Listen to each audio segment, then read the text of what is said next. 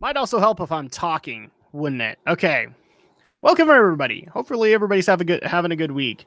As soon as we get somebody in here, we'll get something resembling a pre-show. Because I'm just not gonna lie, crap kind of hit the fan. That's why we didn't record on Friday. That's why we recorded on Sunday, and I have had very little time to prepare a pre-show. But we do have a show tonight, and that is going to have some post E3 discussion as well as some other stories. So don't worry too much about that, guys. We'll get into some other stuff, but we'll also get into E3 and kind of wrap it up, give our thoughts on the matter, and put a nice little pretty bow on top of it, as one would do. There we go. And I'm just making sure everything is set up. And I'll be able to sit back and look at you guys and go, hi, how are you? So like I said, hi, how are you? Let's see. Let's just go ahead and get all of this going. Boom. There we go.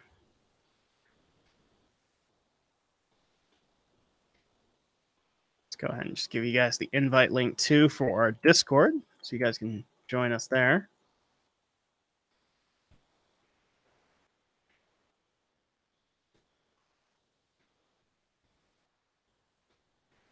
There we go. You guys already kind of know my opinions on E3. While we're getting into the other stories, I would love to see what you guys thought of E3. I've heard a few of your opinions. Let's actually have that discussion, because we're going to be discussing it, but I would love to be able to bring in the live chat and give you guys' opinions on it as well, as long as you're willing to do that. Let's see. There we go. And we're just waiting for people to get here. We do have some other stories. Again, we don't really have a pre-show planned. Do I even have enough stories to do a pre-show? I don't even think I do. I am not prepared, because after E3 was done and I got my vlogs out, I was in a coma, roughly. I just wanted to get some rest and move on with my life and get back to regular schedule, because that's where I was.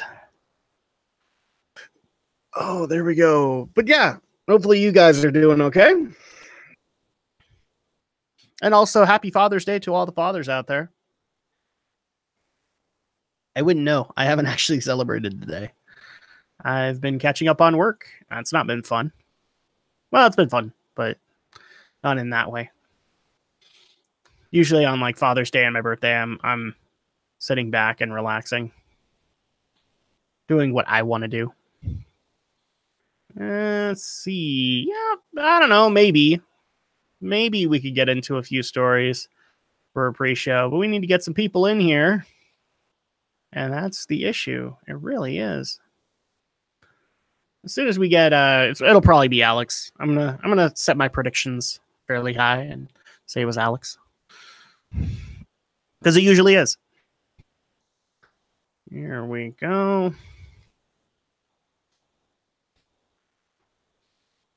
Let's see. Copy the link.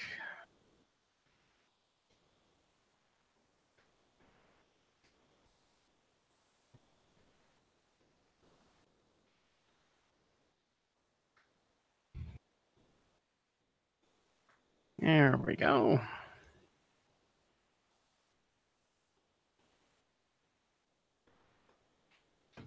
Let people know we're doing this and we're having some fun while we're doing it. And yep.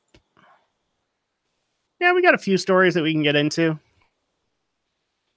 Although I'm kind of tempted to just move them to next week so that we have stuff to talk about next week, because there's not really going to be a whole lot of tech news, I don't think, right after burnout from E3. I really don't think that's going to happen. And for those who don't actually know what my opinions are on E3, You guys can go to my YouTube channel, Drac2326, and check out the vlogs that I put up. I covered pretty much everything except for the PC gaming one. I don't usually have opinions on that. I'm more of a console gamer than a PC gamer, even though I shout Blizzard's praises. I'm more of a PC or of a console gamer than a PC gamer. That's the way that it goes. Here we go.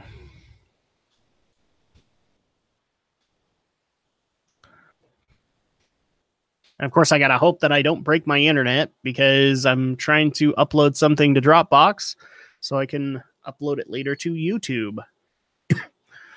Try to keep this PC free so that I can do whatever recording or things that need to be done. Here we are. I'm just trying to see, like, do I have anything new to talk about aside from theories here and there? Not really. It's kind of the problem with post T3 is all of your theories and your rumors kind of start scuttlebutting around. There we go. Excuse me.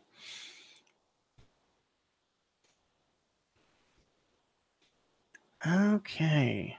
I also think that tonight's going to be fairly light because people are getting ready for work on Monday and all that, but this was the day that worked.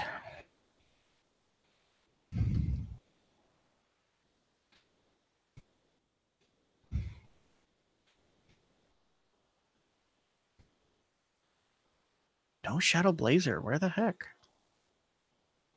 Well, he probably is just running late. Wouldn't surprise me. And in the meantime, I guess I will take you guys' questions, if you have any.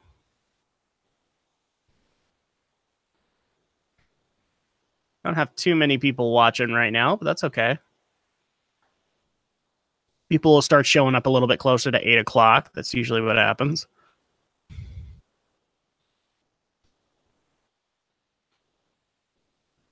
Here we go.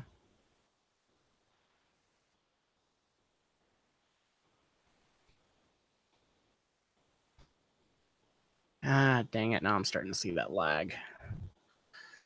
Ah, and I can't pause it. Dang it. I can't pause it. Oh. What on earth have I done? I can't pause the recording. Or I can't pause the upload. Can I? Can I? No, of course I can't. I have to cancel it or... It's all or nothing with internet programs. Oh, look, Alex here. Alex is here. I'm here. Hello, Shadow Blazer. Well, I guess now that we have a second person, we can at least do something resembling a pre-show. Why? Okay. Because I didn't have a pre-show planned. Because I was in meltdown after E3. That is why I am speaking in the German accent. Because I don't care anymore what people think of me. Let's see. What stuff that we can cover in the pre-show? Oh! This one I know that a few people wanted us to talk about, but there's really not a whole lot to talk about. Netflix's Castlevania got approved for a third season, even though the second season isn't even out yet. Well, that's good news for fans of the show. Yeah, but funny story, this story pissed me off. Why? Because I didn't read it entirely all the way through. All I saw was Castlevania got a third season. I'm like, oh, holy crap, second season's on Netflix. No, it's not. Oh, yeah, not yet, I guess. So it was just like, oh, you assholes. I want Castlevania season 2, damn it. And misread that. But yeah, I mean, that's cool. They got approved for it. It sucks that we still don't have season 2. I think they're still planning for a summer release for Castlevania season 2, but it's not out. That's all that matters. I needs me some Trevor. I needs me some Alucard. I needs me some Dracula. think Alex and me can both agree on this. We both need some Dracula. Yeah. Some Dracola. Dracula. That would be hilarious. So yeah, not a whole lot to talk about on that one. I also laughed at this story that you actually found, Alex, which was the Paramount CEO characterizes Sonic in the movie as delinquent. Delinquent. So we're going Clearly. back to the rad 90s of Rebels Without a Cause. I was going to say, clearly, he's never seen any of the advertising for Sonic in the 90s. Because he had attitude and he was delinquent. No, delinquent was not a word used for Sonic, but punk was. I remember punk was used. Punk, rebel, edgy, whatever, you know.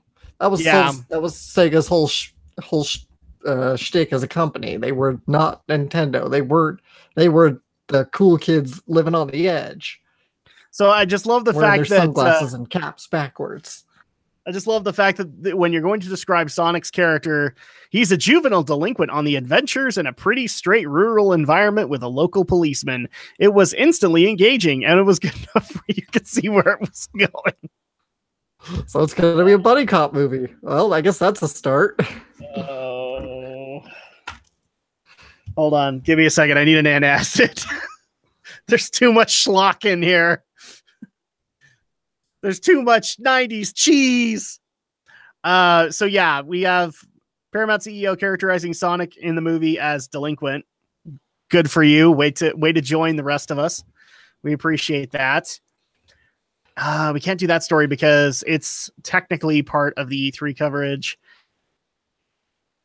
Ted Dabney dies at age 80. I think that's both founders, isn't it? Yeah, I think so. I think last year we had the other major founder of Atari pass away. So Ted Dabney has died at age 80. Let's see.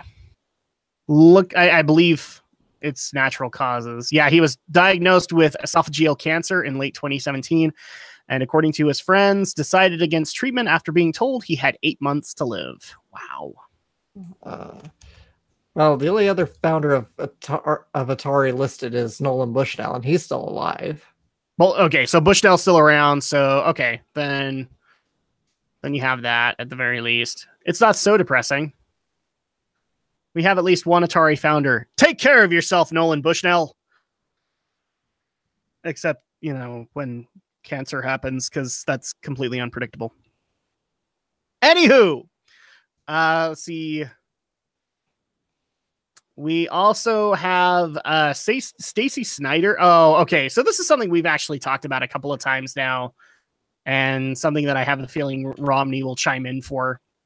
Is Stacy Snyder has kind of warned of what she likes to call the superhero saturation point. At least the article likes to call it that, which is technically a lot closer than people might realize. If we don't continue to reach out to the folks that come more than just to see the Avengers, we're going to have just the weekend business. For the studios that expect that more of the same will always bring a result, there is a folly in that. We want to continue, for example, with our X-Men movies and our Deadpool movies.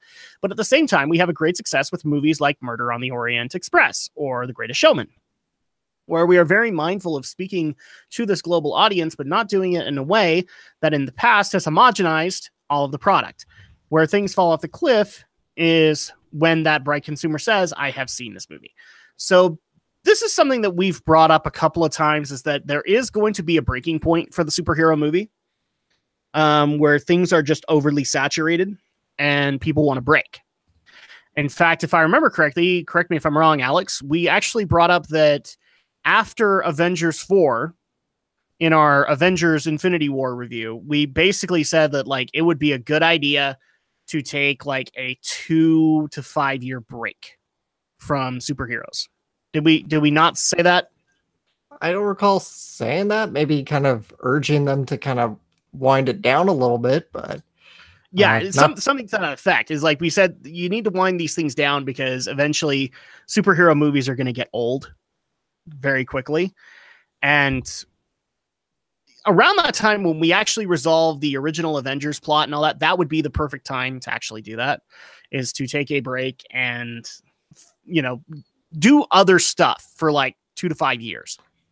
And then eventually, if you want to do superhero movies, you can bring them back and just make sure that they're not as saturated. Do I see them doing this? No, because superhero movies are the cash cow. So milk it for all it's worth. They're still making a ton of money, so there's no slowing down just yet. No. And I don't think that there's going to be any slowing down until, well, Marvel starts kind of having the brakes put on them too. Like DC is kind of a good example of like people are kind of getting tired of the superhero stuff, especially when it goes super dark. But right now, the flagship franchise here is Marvel. Marvel actually has to start failing before people will start looking into other movies. And the sad reality is that, yeah, that might actually happen, but you're still going to get adaptations, and adaptations are still going to be fairly popular. You can't change that. Fantastic Beasts is still going to have the Harry Potter audience coming out because it's Harry Potter. Yeah. And people care about that. But reboots are still going to happen, and adaptations are still going to be there. For crying out loud. I mean, we already have, since the Dark Tower movie didn't happen, the Dark Tower TV series is happening. Since a script for the Omega Key from comics didn't work out, the Omega Key is getting a TV series. I'm trying to think of some other examples. Like Hunger Games, I've already heard is like 5 years down the line looking at a reboot. So retell the Hunger Games story with new actors. That's kind of where Hollywood is, guys. They're looking to adapt. They're not necessarily looking. Occasionally, we'll get a brand spanking new story, but most of the time, it's we have to adapt this book. We have to adapt this screenplay. We have to adapt this. We have to adapt that. That's pretty much it. I think anything original these days is going to go right to Netflix or Amazon, and most of anything that's in theaters is going to be a big hype movie. Pretty much. So, I mean, yeah, this bubble's going to happen. I have no doubts on that. This superhero bubble is going to have a breaking point. And then at that point, it's going to be like post-apocalyptic movies, in my opinion, are now. They will get old. People will not want to see them anymore. I mean, you have the dedicated audience that will, but that dedicated audience isn't going to sustain it. So yeah, that's kind of the issue.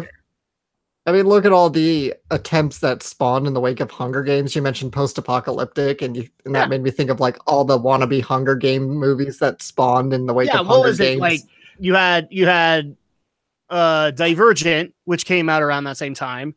I would argue that the Maze Runner is pretty much that. Mm-hmm. Those are the two that come to my mind. Did you have others in mind? Not really, but I think this suffered for it. The Giver, I think, probably suffered because the marketing really wanted you to believe it was like those movies, but the book is not anything like that. But that's probably, I think, why The Giver did not perform well at the box office. That one suffered the same thing, in my opinion, that what was it, Percy Jackson did when they tried to really advertise that this is like Harry Potter, but from what people have been able to tell me, it's not. It's darker. It's dealing with other things. Especially since most of that stuff, I believe, is like Greek pantheon stuff, but they advertised the hell out of it, saying like, this is so like Harry Potter, you're going to enjoy it. And it didn't work out, which is, it's a crying shame, but that's kind of the way Hollywood goes. Is I wish we'd have more creativity out of it. But then again, like I also kind of sit back and go, well, if we had genuine creativity, then people would just want sequels of that. What if that story is only meant to be told once? Yeah. Sometimes your audience just has to be accommodating to the fact that it's a one-time deal. So I don't know. So yeah, we had those. I don't want to get into the E3 stuff because the bottom line is that E3 had some goods, but it had a lot of schlubs this year. I'm going to be honest with people. Did you, how much of E3 did you watch, Alex? I didn't watch any of the conferences. I watched like a few people's follow-ups to them, people saying, "Oh, this is what was talked about at EA," or "This is what was talked about at Nintendo," but I didn't really watch any of the conferences. You know what? I would tell you, just don't watch the whole thing, but go find the Sony conference and watch for 20 minutes. And then you have an assignment. You need to tell me what the fuck is going on. I'm assuming that your follow-ups kind of talked about how weird the Sony conference was this year. Probably. No, I don't actually. I'm not sure I got to the Sony follow-ups. Okay, so Sony did something extremely weird this year, and we'll get into it in the actual podcast, but they decided that they were going to do multiple venues, and the venues would be inspired by the games that they had to announce. Okay, so the place they started was supposed to look like a church, kind of like the scene in the trailer for Last of Us Part 2. And then, now I've heard multiple stories on this. People either got herded or they were allowed to stay in the multiple venues. But a lot of people basically, keep in mind, guys, these are games journalists. They're hauling around their laptops. They're hauling around their cell phones. They're hauling around a lot of stuff. They got herded like cattle to the various venues that Sony had. And while they were getting herded, you had commentary from two of the most boring people Sony could possibly find to hype their games. They sucked so bad, one of their mics broke. I'm not even kidding. The guy was like stuck with a handheld, like a mic he had to hold in his hand while he still has the mic on his cheek because it's not working. And then they herded you over to the Ghost of Tsushima area, where the other thing too is they decided to have like musicians come out and just play stuff for a long time, guys. We're talking like 2-3 minutes.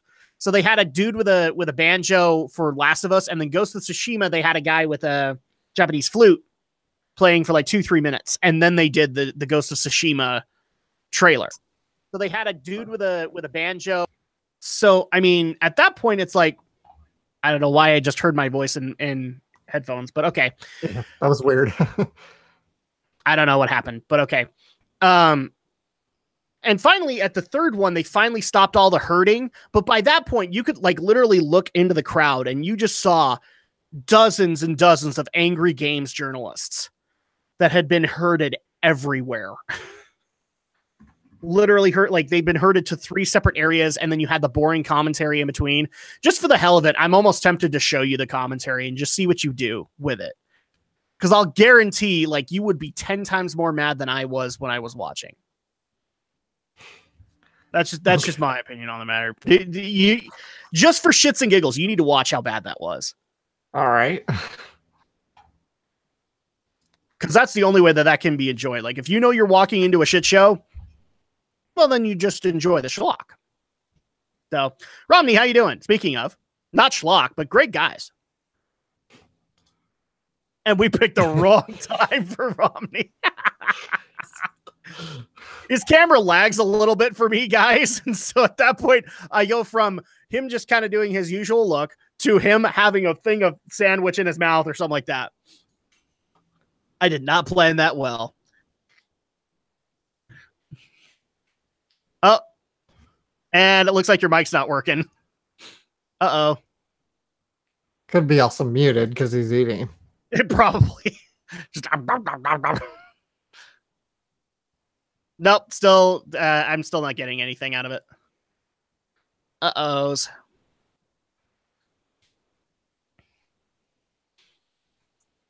And then there we go. Now it's working. All right, there we go. So just curious, Romney, how much of E3 did you watch? Oh, I didn't really watch any of the conferences, but I have been looking at a number of the trailers, so that's kind of where I'm at.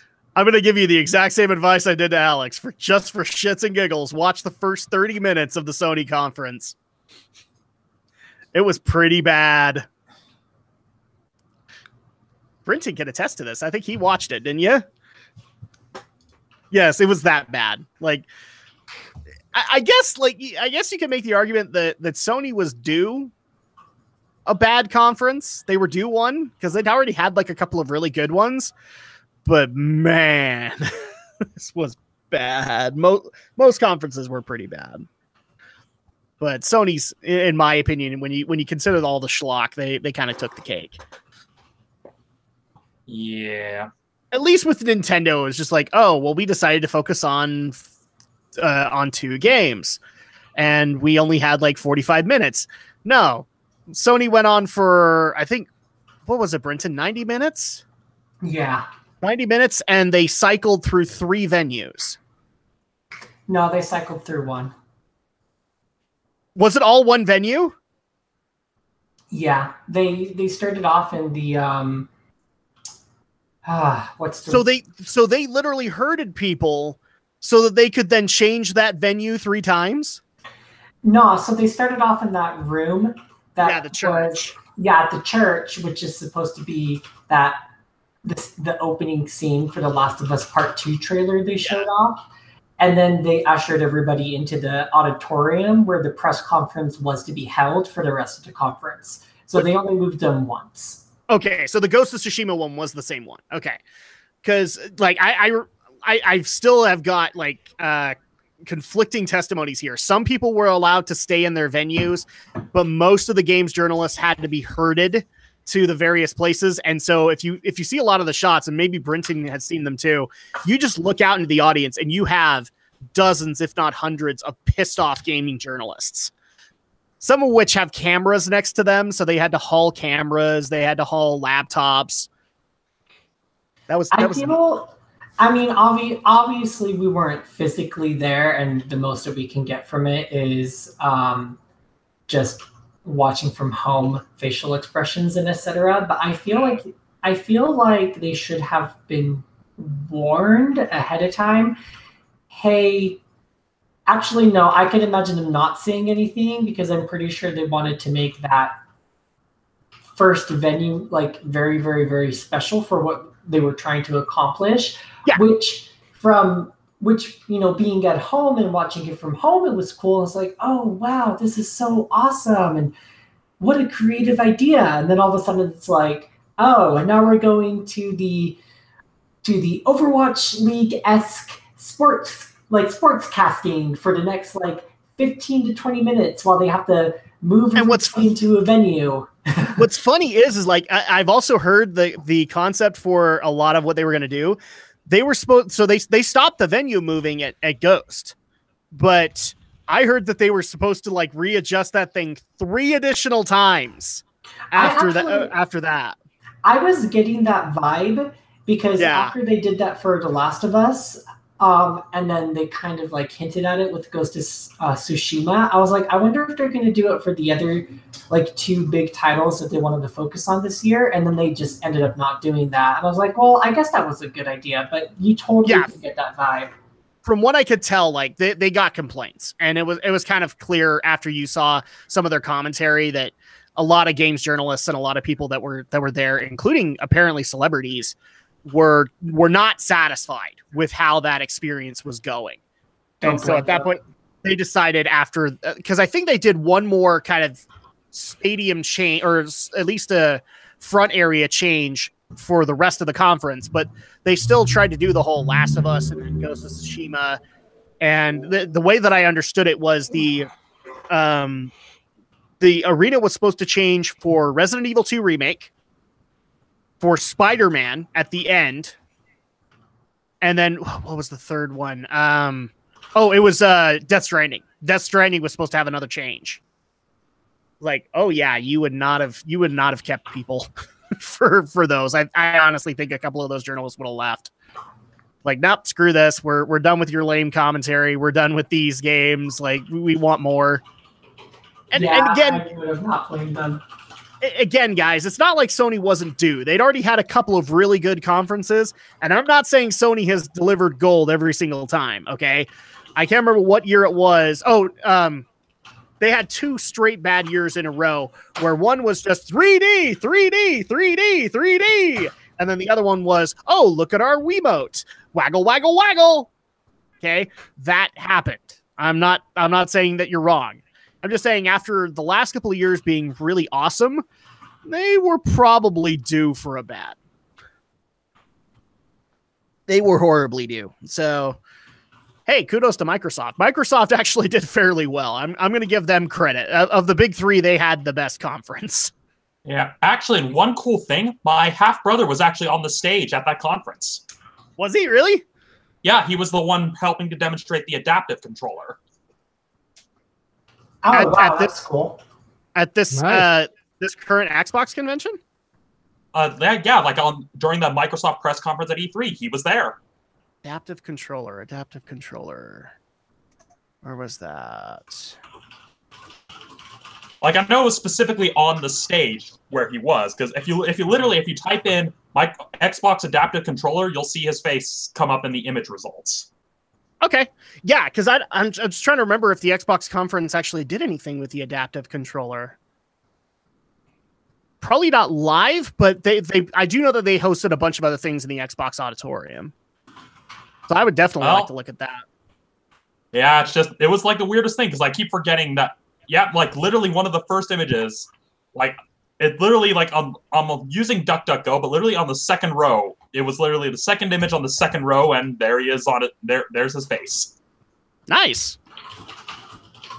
All right. Yeah, well, it is. Yeah, it was the strangest thing when I saw that. When some of his friends were going gaga, I'm just like, oh yeah, I keep forgetting he actually works at Microsoft. Yeah. I've got a friend who works over at Epic Games, but I haven't talked to him in a while. He's like, and the funniest thing is when Cliffy was there, he loved it. Not so much these days. So, all right. Well, it's 8:00. So if you guys are ready to go, let's go ahead and get this podcast on the road. All right. Sound speed. Rolling. Ready to go, Brinson? Yes. Cool. 3, 2, 1. And of course, guys, you can feel free to leave your questions in the chat, and we'll answer them as best as we can when we get to the E3 coverage. Let me just get everything set up here. And greetings once again, my friends, and welcome back to Geek News, Reviews, and Opinions, the podcast where we talk the week's events in Geek for Sunday, June 17th, 2018.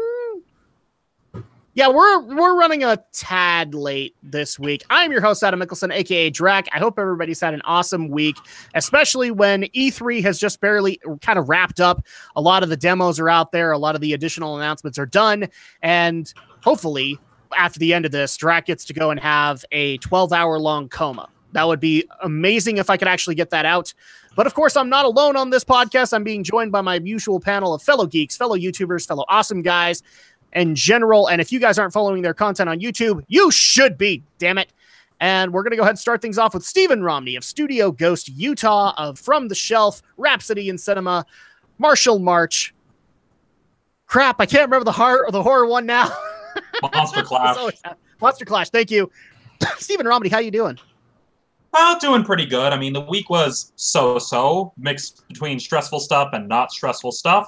And today was nice. We celebrated Father's Day with both my older brother and my dad, since they're both dads now. And so we went to a buffet, and I ate way more food than anyone should probably eat in a single day. And yeah, so far things are pretty good.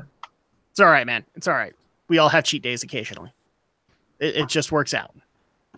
And also, we are being joined by the Shadow Blazer himself, who has decided to join us out of the shadows and out of the warm, loving embrace of his Crunchyroll subscription. Alex, how you doing? I'm doing pretty well, thanks. Just, I guess, typical week for me. It's a good thing that I didn't say Neon Alley. Oh, wait. That doesn't exist anymore now, does it? No, it doesn't. No, is it officially dead? Is it? I can't even remember, because I know Crunchyroll's the thing. Neon Alley's been dead for a while. That was not a good idea, Viz. And also, we are being joined by Brinton Volley of BPV Gaming, or as it will be known in 6 months, as soon as a certain game drops, it will be officially rechanged to BPV Smash. Brinton, how you doing? I'm doing pretty good. I kind of like how that sounds. I got distracted for a second there. Well, I mean, like a few of your fans have let me know that you're like the official Smash referee. That we should technically be bringing you in for when we have our vaunted rematch against Romney, who thoroughly owned our butts when we did our Smash recording last time. That's because Romney just hasn't played with me yet, but. Like, we're doing this live on YouTube, and the look on Romney's face, man, he's like, "Is that a challenge?" It actually is a challenge. But oh man, I would definitely love to referee. To be a Smash Brothers commentator, that would actually be quite fun. I don't know what you would have to do to get to that point, but anyhow. You know what? I would shoutcast with you if for no other reason than to show off all of the other shoutcasters that showed up at E3 and show them how the job is actually done. I'm excited for Smash Ultimate. It's going to be lovely. So with that, now we are going to get into some post E3 coverage. Thankfully, all of the announcements are done. All of it is all nice and put away and all that fun stuff. I think we're occasionally getting indie announcements here and there, but we do have some other stories that we need to get into that have been listener requested, as well as our Geek News staff has been able to track them down. This one, we're going to go ahead and start with this one, but I think technically we've already talked about it. And that is that, in case you guys didn't know, Jared Leto, way back when, played the Joker in an unsuccessful movie that starred Batman for a whole of 5 seconds. And because of his amazing role in this movie, he got flagged for a solo movie based on his character portrayal of the Joker. Please pardon me for a moment while my brain explodes. Oh, it gets better. It gets better. Because this is please sugarcoat it for me, Romney. Please do. You see, because this is not Warner Brothers doesn't just have one Joker movie in the pipeline; they have 2. And to make things even stranger, only Jared Leto is only slated for one of them, meaning that they're finding another person to play the Joker in the other movie, which I think is cast already, isn't it? Like we already know who the other Joker is. Well, current rumors, at least according to the Variety article, is that they're currently pursuing Joaquin Phoenix for a Joker origin film. So, yes. Can you say brand confusion? Well, I mean, that makes sense-ish because it's like an origins film. So it's like, oh, maybe they're trying to portray a younger Joker, quote unquote, but I kind of get this notion that Joaquin Phoenix is older than Jared Leto, so I'm not entirely sure how that would work out. Well, they're not based off of each other. So the Suicide Squad Jared Leto Joker is getting his own movie. Right. And it's supposed to coincide with the Harley Quinn movie that they're going to do, which is going to be starring Margot Robbie. Which I look forward to. That one actually, that actually sounds like a good idea. But Jared Leto is going to get one that kind of coincides with that. And then later on, I think it's like 2019 is where it's slated. You will get an origin story movie for the Joker, supposedly starring Joaquin Phoenix. I'd like to point something out just for the record. The comics haven't even given us an origin on the Joker. They've given us like 6 different stories, but they've never confirmed any of it. And honestly, that's kind of the point, and that's why I don't like the idea of an origin for the Joker. That's kind of the reason why having the Joker in Gotham, of course, the fact that Gotham as a TV show actually exists already irks me. It just bugs me because the whole point of the Joker is that he can tell you his origin, but you won't know if it's actually true because, for all we know, I mean, even as the Joker, as the character himself said in one of the recent comics, if he's going to have an origin, he'd rather have it be multiple choice. Yeah, I mean, the best interpretation that we've ever seen of the Joker as far as an origin is concerned is what Heath Ledger did in The Dark Knight, where he tells the various stories about how he got his scars, and none of them are the same. All of them have different elements to them. That's how we get the origin of the Joker. In fact, one of the things I found funny and people sent to me was, I guess DC had a line in their New 52 where they started kind of taking over the roles of the gods of the DC universe, and Batman took over. Oh, I can't remember his name. Dude that sits in a chair all the time. He took him over, and the first thing that he asks is, what is the origin of the Joker? And he knows it, but the comic never tells you. Yeah, and they never like he goes back in time to try and stop his parents' murderer. He goes back in time to try and stop like this one particular Mr. Freeze heist kind of thing. He never goes back to the origins of the Joker to stop that.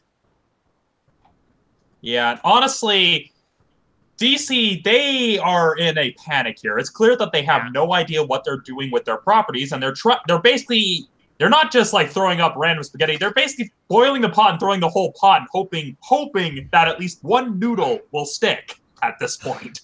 Yeah, because I mean, you have 2 Joker movies. You have, as this article points out, there is going to be a Margot Robbie Harley Quinn movie, which has influencing towards a Birds of Prey movie. Because I think Harley's been added to the Birds of Prey recently. Yeah, so they're going to do that. Yeah, according to the article, it's that Harley Quinn is going to be featured in so it looks like it's a Birds of Prey movie that will feature the Margot Robbie version of Harley Quinn. Because I believe in the current run of the comics, I think they've added her to the team. Again, I'm not sure because trying to navigate DC is a bit of a mess. Exactly. Black Adam will be done twice because he's going to be in the Shazam movie, and then the Black Adam movie, which is the one that's actually starring Dwayne "The Rock" Johnson. So yeah, DC, you are all kinds of weird right now. So am I supposed to understand, for the most part, that they're just casting 2 actors for like 1 character for pretty much? I mean, I guess in a way that prevents actors from falling into a super long contract and having to stick to a specific role for an extended amount of time, as we see with the Marvel Cinematic Universe. But then at the same time, you're just like, there's no consistency in actors because they don't really get to fulfill like that one specific person. And Chris Evans comes to mind as the first actor I can think of. Like, he's developed a role of Captain America so well that when he comes onto the screen in a Marvel movie, I expect a Captain America performance, a Steve Rogers performance. I can already tell you that I'm not going to enjoy these multiple actors because they're not going to be able to let me just ask this one question of you, Brinton, and I'm asking it of the whole panel. I think all of us, when we talked about Suicide Squad, all of us had one big negative on our list, and that was Jared Leto as the Joker. Well, for me, I didn't have a problem with his performance. I just had the problem with the fact the Joker was in the movie at all because he felt super tacked in and pointless to the story. I think in a lot of cases, you and I also had a later conversation going, the way that the Joker was made, like where he was all GTA and all thug life and all that was weird kind of thing. Like that didn't feel like the Joker, right? Yeah, at the same time. Sorry, we're all talking on top of each other. Let's go one at a time. Yeah. Romney can go first.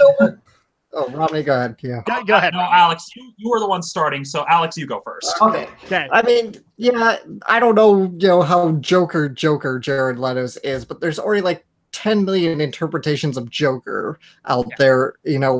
That's my big problem with this movie, with this concept of 2 Joker movies. One, I think the Joker's already overdone, overplayed character. Let's put the character to bed for a while. We all loved Heath Ledger as a Joker in The Dark Knight.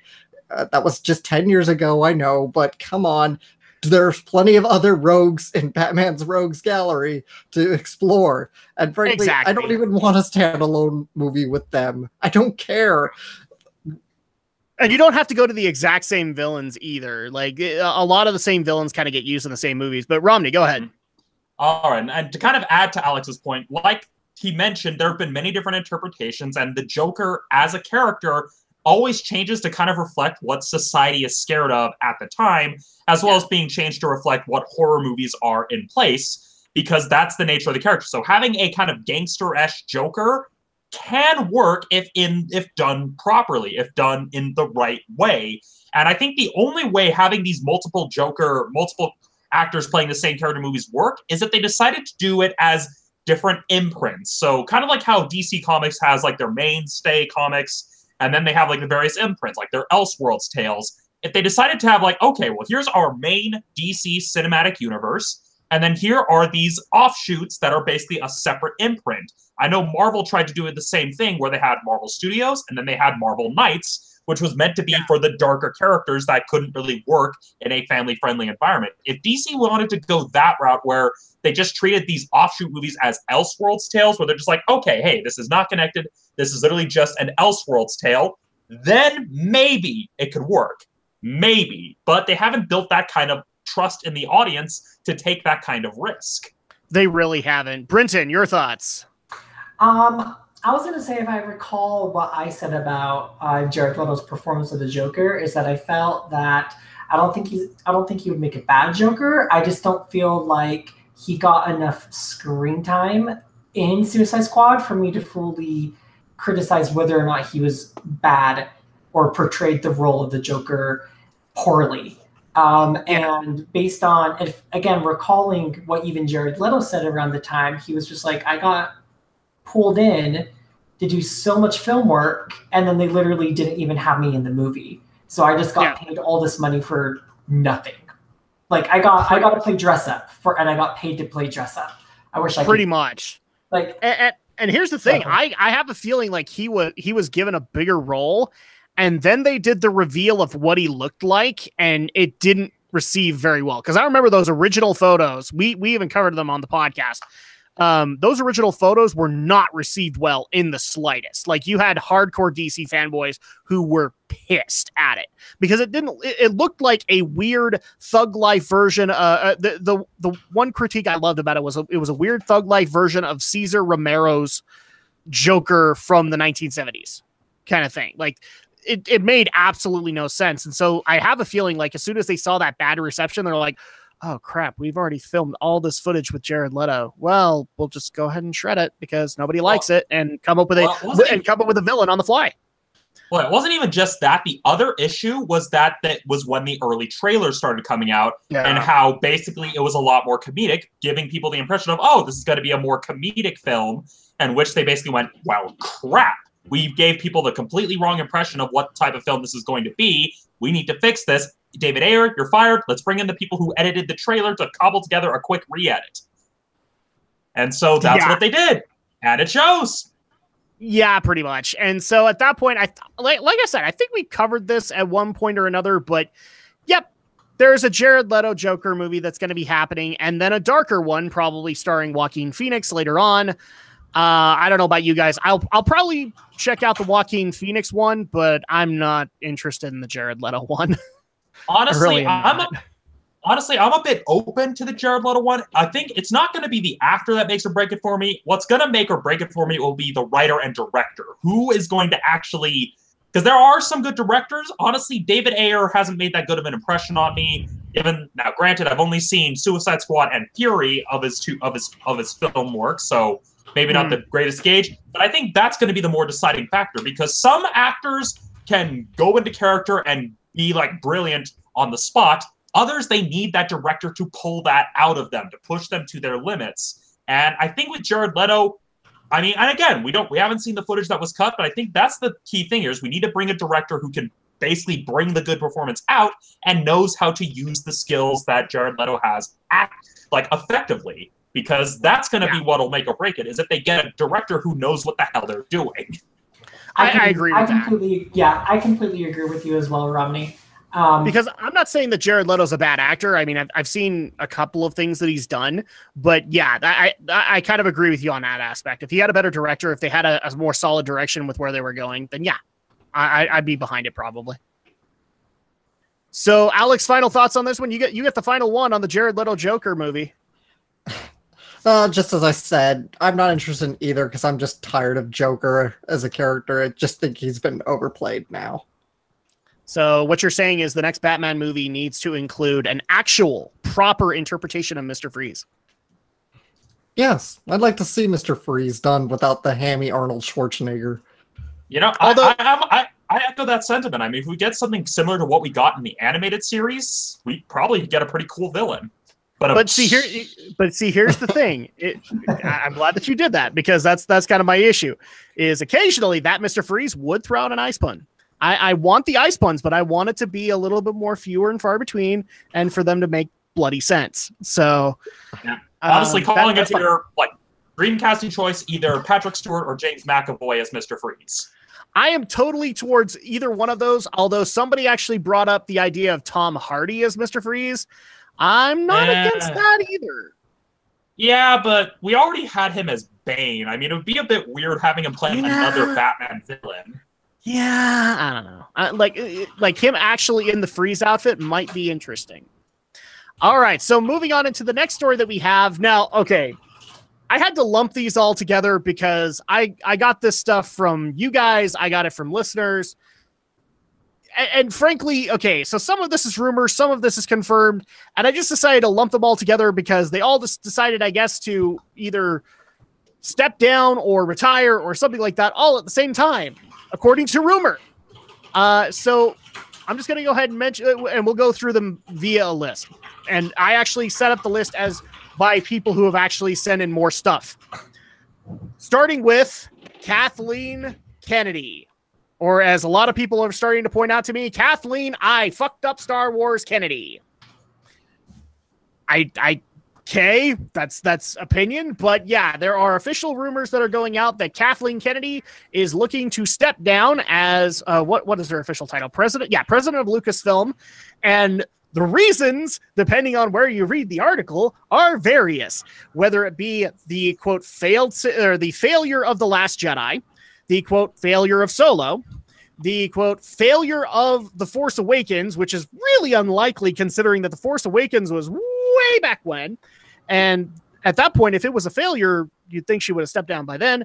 And also failure of the trilogy as a whole. I'll lump them all together in the stories, but the rumor is Kathleen Kennedy is looking to step down as president of Lucasfilm. Thoughts? I mean, honestly, I can kind of play advocate in argument of the rumor, given that Solo actually performed pretty abysmally compared to the other Star Wars films. Well, it could be a case that maybe she would be, and again, this is all rumor, this is just me speculating, she could probably be getting out before Disney gives her the axe. It could be a case of, okay, let's just bow out gracefully before they start swinging the axe. Because if we recall, that's what happened to Rich Ross, or Ross Rich. I can't remember his name, but he was a previous Disney CEO who, after having both John Carter and the Winnie the Pooh movie tank and cost Disney hundreds of millions of dollars, it was literally like Winnie the Pooh put him on the chopping block. John Carter was the final swing of the axe, and so he was given the boot. And I'm guessing if these rumors are true, Kennedy is probably looking to think of, okay, let's bow out gracefully and just let's just back away, let someone else handle this, because it's clear this isn't working. Well, the other thing that I also need to point out that some listeners actually sent to us, and I'm just going to point it out here because, again, these things aren't relevant, people. But yes, there was apparently like 2 or 3 online petitions, all within change.org, apparently, to dethrone Kathleen Kennedy. Okay? I've kind of made my opinion clear on this one, and we've done it numerous times. Dude, we literally have somebody that goes out and writes change.org petitions for us, okay? That's how important they are. There's no way Lucasfilm, I don't care how many signatures you got on that thing, it was not going to work. It had to be something to this effect that could have done it. And even then, like, the evidence that's being presented, the Solo failure, I get it. But the way that I understand it is Rogue One, Last Jedi, Force Awakens have all done fairly well in their financials. I don't think that they're in the red, but yeah. Now let me add to that though is yes, The Force Awakens did gangbusters, of course, because that was the first Star Wars film in over a decade. Because of the anticipation, you know. Yeah, and yes, Rogue One and The Last Jedi did very well, but their returns were significantly lower than The Force Awakens. So. Yeah. Obviously, they still did well, and they still made a hefty profit. Solo is really the first very well-known flop, but there's a whole myriad of issues going on behind the scenes right now with Star Wars. The Last Jedi is a very polarizing film, so there is a lot of people wanting to see Kathleen Kennedy step down because they don't like the direction she's been putting the Star Wars franchise in. There was, of course, the issues between her firing Josh Trank from the Boba Fett film, firing the Phil Lord and Chris Miller Phil Lord, Chris Miller, right? Colin Trevorrow, and the constant reshoots of movies like Rogue One and Solo. Reshoots are common, obviously, in movies, but at this point, she's starting to rack up a bit of a bill, and I gotta imagine that's making Disney kind of apprehensive. And also, I didn't even realize she had this much backlash until I had to actually go and look into this. Dude, there are YouTube channels, Twitter feeds, all dedicated to showing the BS, the BS that Kathleen Kennedy has done. Okay. So internet hatred, she has plenty of. I don't know. Is it warranted? I'm still not entirely sure. Again, my viewpoint of The Last Jedi is I see a lot of the problems that people have with it, but I still walked away entertained. So, and again, Solo was another thing of like, I can understand why it did bad financially, but it was still a good movie. I still enjoyed it. I still enjoyed the fact that it made a lot of things canon, but yeah, it's a weird deal. And I don't know, it might just actually be for the betterment for her to just step down just to appease all of the people she's supposedly pissed off. That's just kind of my viewpoint on that. Brenton, where are you standing with Kathleen Kennedy having to step down as president of Lucasfilm? Nah, I don't really have. Wow, well, the one person on the internet that is indifferent about Kathleen Kennedy. We just found them. We found them on the podcast. The thing is, and oh man, I hope Disney continues to gather more properties because I love this. I think this is gonna be my catchphrase, my friends, and my catchphrase is, "It's a Disney movie." Yeah. Sequels. They're not all gonna be good. Let's stop complaining. Like, I haven't seen Solo yet. And I'm sure that I will enjoy it just fine because that's just me. And I'm still learning thanks to having been on this podcast and just like watching Romney's movie reviews, learning how to review movies better and what to look out for, and like looking up directors and writers and just understanding that all better. But ultimately in the end, like, it's a Disney movie. Yeah, pretty much. That's why I'm indifferent, because if I'm not indifferent, then I'm just gonna get on a soapbox about how stupid people are. And I mean, by now everybody knows I can't tolerate dumb, like, just stupidity. So I mean, yeah, sorry the Solo movie and whatever you all wanted to watch didn't do so well, but that's what happens when Disney gets involved, because it's just, pour on the ham and let's make sequels. And here's the thing, we all kind of covered at least some of these controversies where she wasn't getting along with Phil Lord and Chris Miller, she wasn't getting along with Colin Trevorrow. So much so that we still to this day don't know what they actually disagreed on, because everybody's playing PR about it, but we know something happened.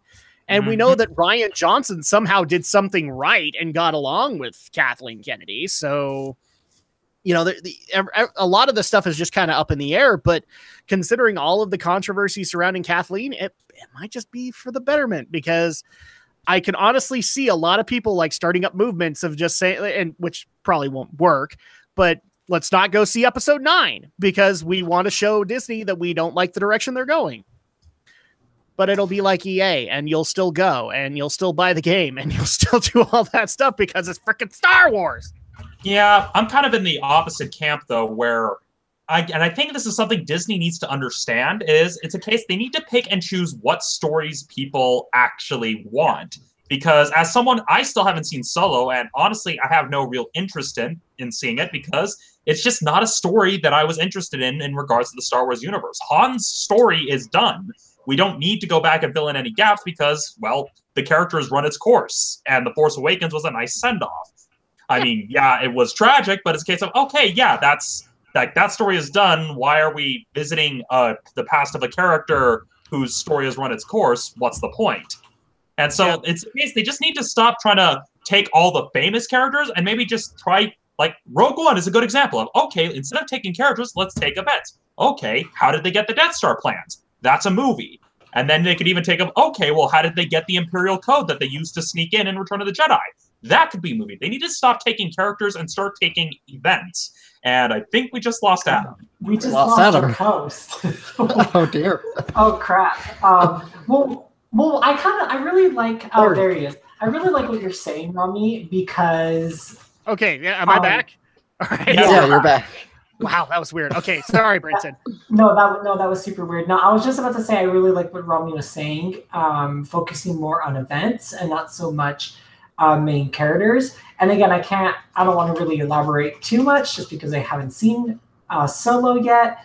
But just based on from what Rami is saying, I like the idea of taking like specific events that have, or just like plot hole fillers. I'm okay with going to see movies like that because that's the one thing I really, really liked about Rogue One was pretty much just the planning and the organization and, what exactly did we do or what exactly was done to get the plans for the Death Star. And ultimately, these are the great lengths that these brave people went to get them and they all died. Well, yeah. So it just makes like the original 3 have so much more meaning and it's so much more impactful because or at least episode 4, because it's like a lot of people died for you to be able to do what you're doing. Yeah. So do it. And yeah, honestly, that whole thing just gave another idea. What about the Bothan spies that got the plans for the new Death Star? There, you could even call it Rogue 2 if you want to be cute about it. It's a case of, okay, focus on the second attempt to steal plans for the Empire. I mean, you even have the Admiral saying many Bothans died to get this information. Okay, what was their story? What are Bothans? We haven't seen their world. Where do they come from? I would see it. But I think we can all agree on one simple thing. You should not do a story on based on the 20 different Tumblr blogs that people have sent me over the years of how Han Solo should come back in Episode 9 as a Force Ghost. I think we can all agree that's kind of stupid. I don't even think he was attuned to the Force, was he? No, he isn't. No. So he wouldn't even be able to do that to begin with. No, but dude, people. Okay, I don't even remember what I said about Force Awakens, guys. I'm not a fan of Han Solo. Okay, my viewpoint, and Alex can attest to this. My viewpoint of Solo before we walked in was exactly what Rami's is. I'm not a fan of Han Solo. So at that point, I got who knows how many people sending me their fanfics, their Tumblr vlogs, all of that stuff about how Han Solo should come back as a Force Ghost. Honestly, and I don't even reply to you guys because I'm sitting there going, why? He's not tied to the Force. He never has been tied to the Force. Just because he had that one last moment of, oh yeah, I got everything wrong in Episode 7 doesn't mean he's tied to the Force. Yeah, honestly, like the only way I can see it wouldn't be as a Force ghost. Like maybe if it's like a hallucination that Kylo Ren has, so it's not like actually because of the Force. It could just be like if he's maybe some sort of dark side induced hallucination because he's become drunk with power, causing him to see a vision of Han. That would be the closest that I can see working. But even then, that's a stretch. Except at that point, I want ready Grandpa Harrison Ford, just like, what the hell are you doing, boy? Kind of thing. Okay, I unfortunately got to move things on. But yeah, Kathleen Kennedy is one of the rumored ones. We've gotten into that discussion. This one, correct me if I'm wrong, Alex, is confirmed. And that is that John Lasseter, who has been the head of Pixar Animation Studios and Walt Disney Animation Studios, is going to be leaving the company at the end of the year. At that point, he will then serve as a consulting role, which is how these things usually go about. But yeah, decided at the end of the year is the right time to begin focusing on new creative challenges for John Lasseter. So this one is another apparently controversial one. I've never quite understood the somewhat hatred that John Lasseter gets. I think he's done a good job in his role. Granted, the Cars franchise is under his role. But you also have good movies like Toy Story 2 under his role. The original Toy Story is under his under his tenure as president of Pixar and then later Walt Disney Animation Studios. And if not for him, we would not have gotten Studio Ghibli to meet up with Disney and get some of those movies over via Disney's money. So I don't know. Like, this is a confirmed one, and I'm not sure why people are rejoicing in the fact, because I actually got a few people going, "Yay, he's finally leaving." Well, here's to kind of refresh, as a nice little refresher, when we recovered how at the start of the year, there were a lot of these sexual harassment allegations that were coming out of the woodwork with the toppling of Harvey Weinstein. And one of the people who had been accused was John Lasseter. And that seems to be the impetus for why he is choosing to leave, because there had been a number of allegations leveled against him. He took a 6-month leave of absence starting in November because of those various reports. And so that seems to be more the reason why he is leaving, is that his star has kind of fallen as a result. So it's a case that, again, he's choosing to bow out. Yeah, so rejoicing, as you called it. So basically, the people who are rejoicing are part of #MeToo. I would believe so. Yeah. But I would say so as well. Yeah, I mean, look, I'm not saying the problem that I have with this is that, again, it's alleged sexual misconduct. Okay, which tells me you don't have definitive proof that it is. Yes. And I don't like witch hunts. I really don't. Well, and part of it is that he did admit. Basically, there was an admission. It wasn't specified, but he basically said that he admitted to some missteps that left employees feeling, and I quote, disrespected or uncomfortable. And this is honestly a bit of a murky topic, but that's where a lot of this began, was after the toppling of Harvey Weinstein. A lot of accusations and stories were coming out about a lot of powerful people in Hollywood, and John Lasseter was one of them. Yeah. So, Alex, your thoughts on John Lasseter stepping down as president of Pixar/Walt Disney Animation? Chances are he's not so much stepping down as Disney's giving him the boot, and they're just giving him a graceful way to exit. But I guess it's not surprising given that consulting role is kind of gracious, isn't it? Yeah. So instead of giving him the boot, they're giving him the crystal slipper. Yeah. Given the, of course, accusations around him, I'm not surprised that he's getting outed at Disney. So basically what Romney is saying is that, oh yeah, and by the way, while you're walking out, could you put on this Mickey Mouse hat? Oh, sure, I can do that. What's this red dot that's going up my face? What's this red dot? Boof! Oh, da. Okay. Now, ultimately, it's like, leave the Oscar. Take the Mickey Mouse hat. Pretty much. Something to that effect. Uh-oh, I think we broke Brinton. He looks like he's about to burst. I'm just speechless. Yes, Brinton, the Mickey Mouse Riot Squad exists. We've confirmed it, and it will be a T-shirt one of these days. Oh my gosh. So the final one that we need to get into, and again, this is also confirmed, is that oh geez, I don't even know how long he's been in that role. It can't be a year. Jeff Johns has officially, or he is going to be stepping down as DC Chief Creative Officer and will be getting a Warner Brothers producing deal. So he's been kind of the DC representative when it came to these Warner Brothers movies, which is more of a marketing thing. And that's not necessarily what Jeff Johns does. He wants to create stories. Now they're basically, this is not necessarily a step down, in my opinion. This is what Jeff Johns can do, which is actually write a story. Actually create good stories for people to come around. Granted, a lot of people don't have that same viewpoint of Jeff Johns, but I'm saying that's what he did before. That's what he's doing now.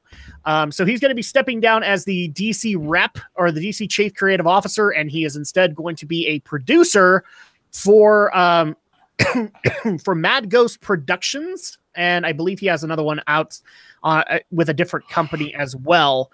But basically, he got the role, I want to say, less than a year ago after John Berg had to move out due to all of the crap that was happening with the DC movies at the time. So Jeff, he's been there since 2010. Oh, he's been in that particular role since 2010? Yeah. President and CCO of DC since 2010. Jiminy Christmas, Jeff. Okay, so basically he's going to be stepping down to do a more producer-oriented one, focusing on the movies and all that fun stuff. And I don't think we have any official ones of what he's working on right off the top of our right in this story, but I know he's got some things planned. Yeah, it looks like he's moving into a production deal with Warner Brothers, where they basically have a first look deal, where, to kind of explain what a first look deal is, What it means is that Geoff Johns writes a screenplay. Warner Brothers basically, as part of this deal, saying, okay, if you write a screenplay you want to make as a movie, we get to look at it first, meaning that he then submits it to Warner Brothers, and Warner Brothers can say, okay, we like this idea, we'll produce it, or Warner Brothers is just like, okay, we don't really like this idea, but since we looked at it first, you can now sell it to another studio. And that's kind of how first look deals work. So it looks like he's going to start his own production company called Mad Ghost Productions, and he's still tied to the DC Universe films that were already set in stone prior to the stepping down. But it looks like he's moving away from DC and moving into producing his own content now. Which might actually be for the best. I actually have heard that his relationship with DC has been kind of frayed since the movies. So at this point, that might be the best for both parties there, is for him to kind of have an amicable separation and then eventually move into this role and start producing the movies. I mean, that's one of the things that people have been screaming for a while, is getting actually some of the legit writers for Wonder Woman, for Green Lantern, for Superman to actually come in and write these movies. And they haven't necessarily had that. They've had Zack Snyder. They've had Granted, Patty Jenkins did a good job. But they've had these cases, but they haven't had the actual comic writers. I would also like to point out for the record, you didn't have that with Marvel either. Marvel had the writers come in and advise. But that was about it. Well, yeah, especially when and even like with Marvel and even with the Fox X-Men movies, they occasionally brought in writers. I know with Logan, they brought in Mark Millar as a mild consultant, but even then, they still had James Mangold working on the script, because it's a case of, okay, we're going to bring you in because you you created some of the stuff that we're taking influence from, but the only time you've ever seen comic writers crossovers has been with television, not really with feature film. Yeah, I mean, correct me if I'm wrong. I know that Frank Miller came in to advise for a lot of his projects that were not superhero related. So maybe he has like the biggest standing resume of being brought in as an advisor. But yeah, Marvel was not bringing in like Brian Michael Bendis all the time. Okay, yeah, they brought him in occasionally. Yeah, I think the only two that really asserted themselves into Hollywood were Frank Miller and Alan Moore. And Alan Moore has since stopped ever since League of Extraordinary Gentlemen. Alan Moore hates Hollywood with a passion. Not that, I mean, can you really blame him given what they've done to his work? It's a case where, so those two have been the only major ones. Frank Miller somehow managed to finagle a directing job out of it, which we all saw the results. I'll be honest with you. I'm actually kind of surprised that, correct me if I'm wrong, I don't think he's really involved in the HBO Watchmen deal. But no. I was going to say, like, I'm kind of surprised that he isn't trying to fight tooth and nail to get this project eliminated, because he just doesn't trust them. It's because Alan Moore lost the lawsuit, because he actually tried suing for control of Watchmen, but he lost. So control is with DC. And so it's not that he isn't willing to fight. It's that he's already lost the battle. And so he's moving on to other projects, because back when Terry Gilliam was going to do a Watchmen movie, he sued for control because he felt because of the work he did on Watchmen, he felt he should have creative control over it. But DC ultimately won that battle. All right. And so we need to kind of wrap this up so that we can get into the E3 coverage, at least for a little bit. But we also have another story. Alex, Brinton, do you guys have any thoughts on Geoff Johns stepping down as chief creative officer? In my honest opinion, I feel like you and Romney have hit the nail on the head quite directly.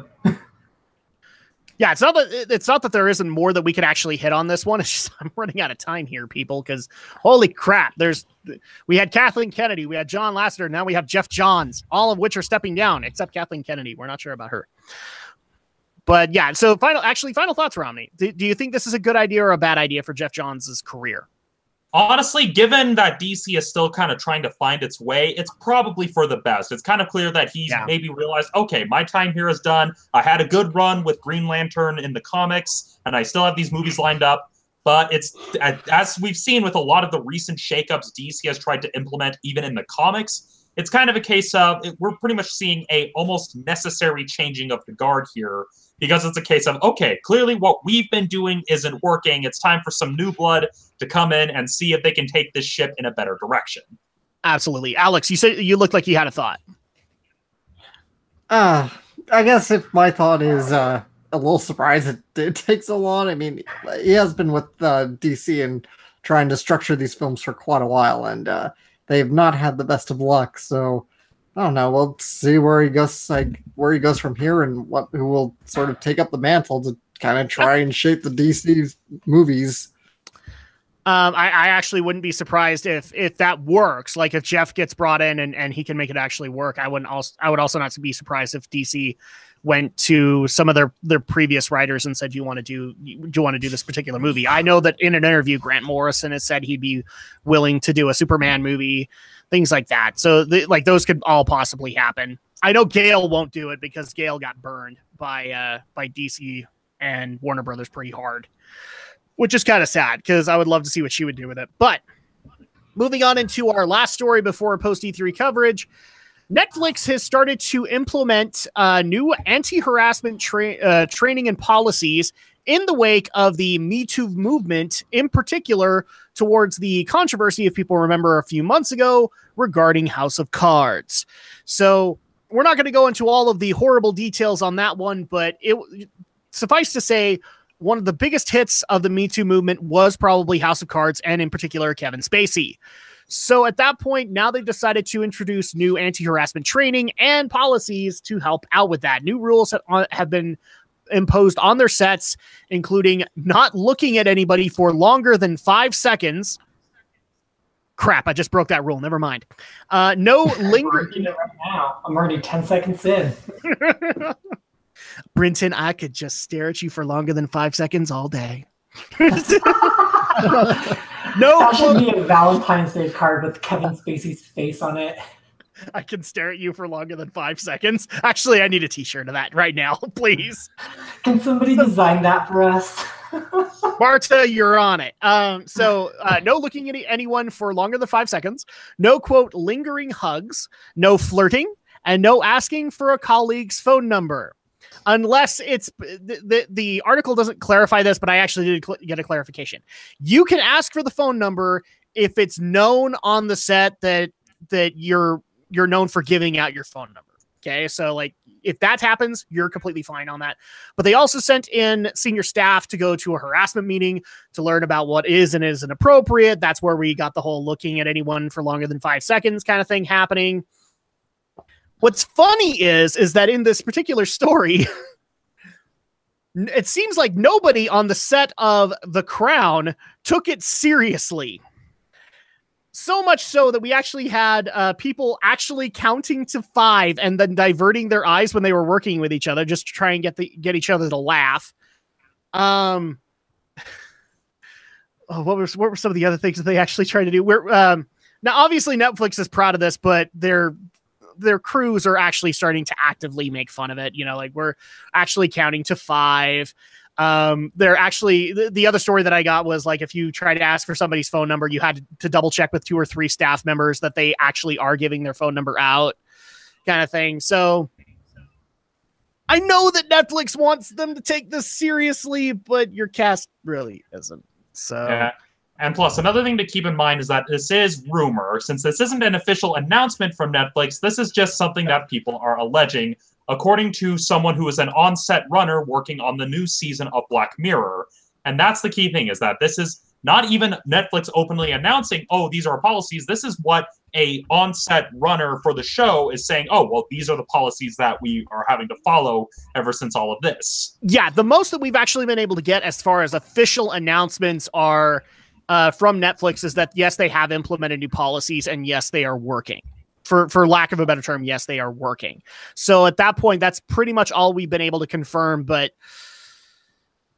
looking at each other for longer than 5 seconds, I mean, like in my middle school days, I could make fun of this. We're making fun of it now. Yeah, no, we're totally making fun of it now. By the way, 3, 4, 5, 6. Damn it. Well, I can't look at Brinton for another 20 minutes. Alex, you're going to have a thought because I can't look at Brinton. You stared at me for more than 5 seconds. I'll see you in court, Drac. But anyway. I mean, so this is going to be what, my 4th appearance in court for you? Probably so. Anyway, I mean, even though probably some of this is a little exaggerated, it still kind of probably goes to show you all the kind of hyper overreaction and overcorrecting that's being done in the wake of Me Too, where anybody can say this person sexually harassed me, and nothing can really else come out of it other than, well, you're screwed after that, because nobody's really gonna do anything else. No deep dive, no investigation. It's just you're guilty until never. You're just guilty, period. Even if your name is cleared, you're still guilty. But pretty much. The idea of that you can't look anybody in the eye for longer than any period of time, 5 seconds or exaggeration or not, it's ridiculous on a film set, where you need to check your lighting, where you need to, actual communication needs to happen. Actual communication needs to be there. I'm sure once in a while a director's gonna physically move an actor onto a specific mark because maybe they just aren't seeing it on the floor or whatever, or maybe it's not painted on the floor. But that would be inappropriate behavior. I know, but it's like, I'm sure at some point, a director's going to grab you by the shoulders and maybe just move you 3 inches to the left so that you're on a proper mark, so the camera gets you where you need to be and that you're in the proper lighting. It's ridiculous. All of it. Netflix is just, you need to, of course, protect your work environment, and you don't want to have people, launching big problems and complaints, but you gotta be realistic about it. Let me introduce something to you, Alex, and just, you can tell me how outrageous I am about it. I'm okay with it. Actually act like professionals instead of high school kids. Pretty much.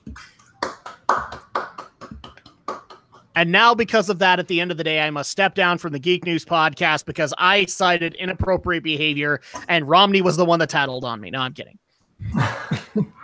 I'm just picking Romney out because he's like the only quiet one here.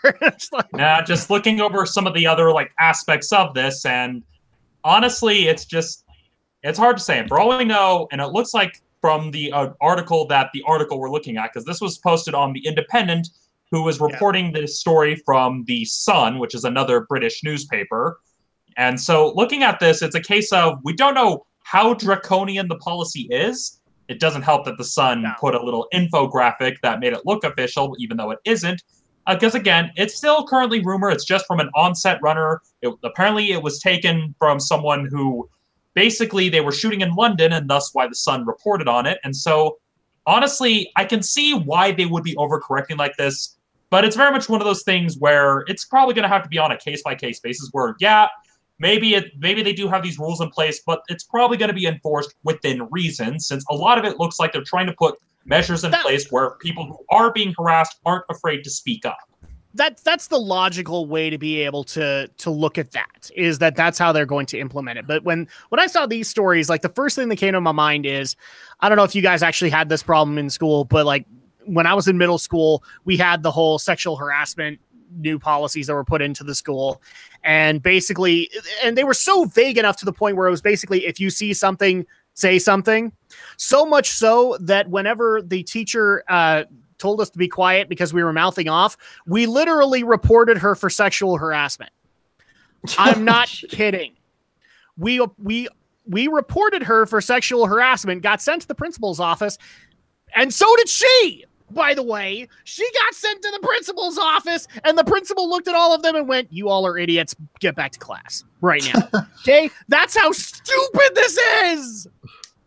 Yeah, so looking at this, again, it's only speculation, but looking at how these would be enforced, it's at least when you look at how one of the things they're encouraged to do is shout, "Stop, don't do that again," if a colleague has been inappropriate. It looks like, they have these kind of rules saying, "Oh, don't do this." They also have don't ask a colleague out more than once if they have said no. Don't ask for a colleague's phone number unless given permission. Report a colleague who's given anyone unwanted attention.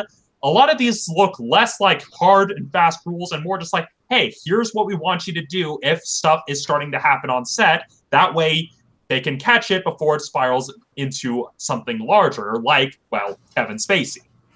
Pretty much. Yeah, that's what we're trying to avoid here. We don't want to have a Kevin Spacey or Harvey Weinstein situation anymore. And I'm saying, at least as far as I'm concerned, whatever policies that you're putting in place will work. But the biggest thing that you need to kind of encourage is that, I know it's Hollywood, guys, and I know that, you're in the entertainment industry and you need to be creative and you need to get the giggles out.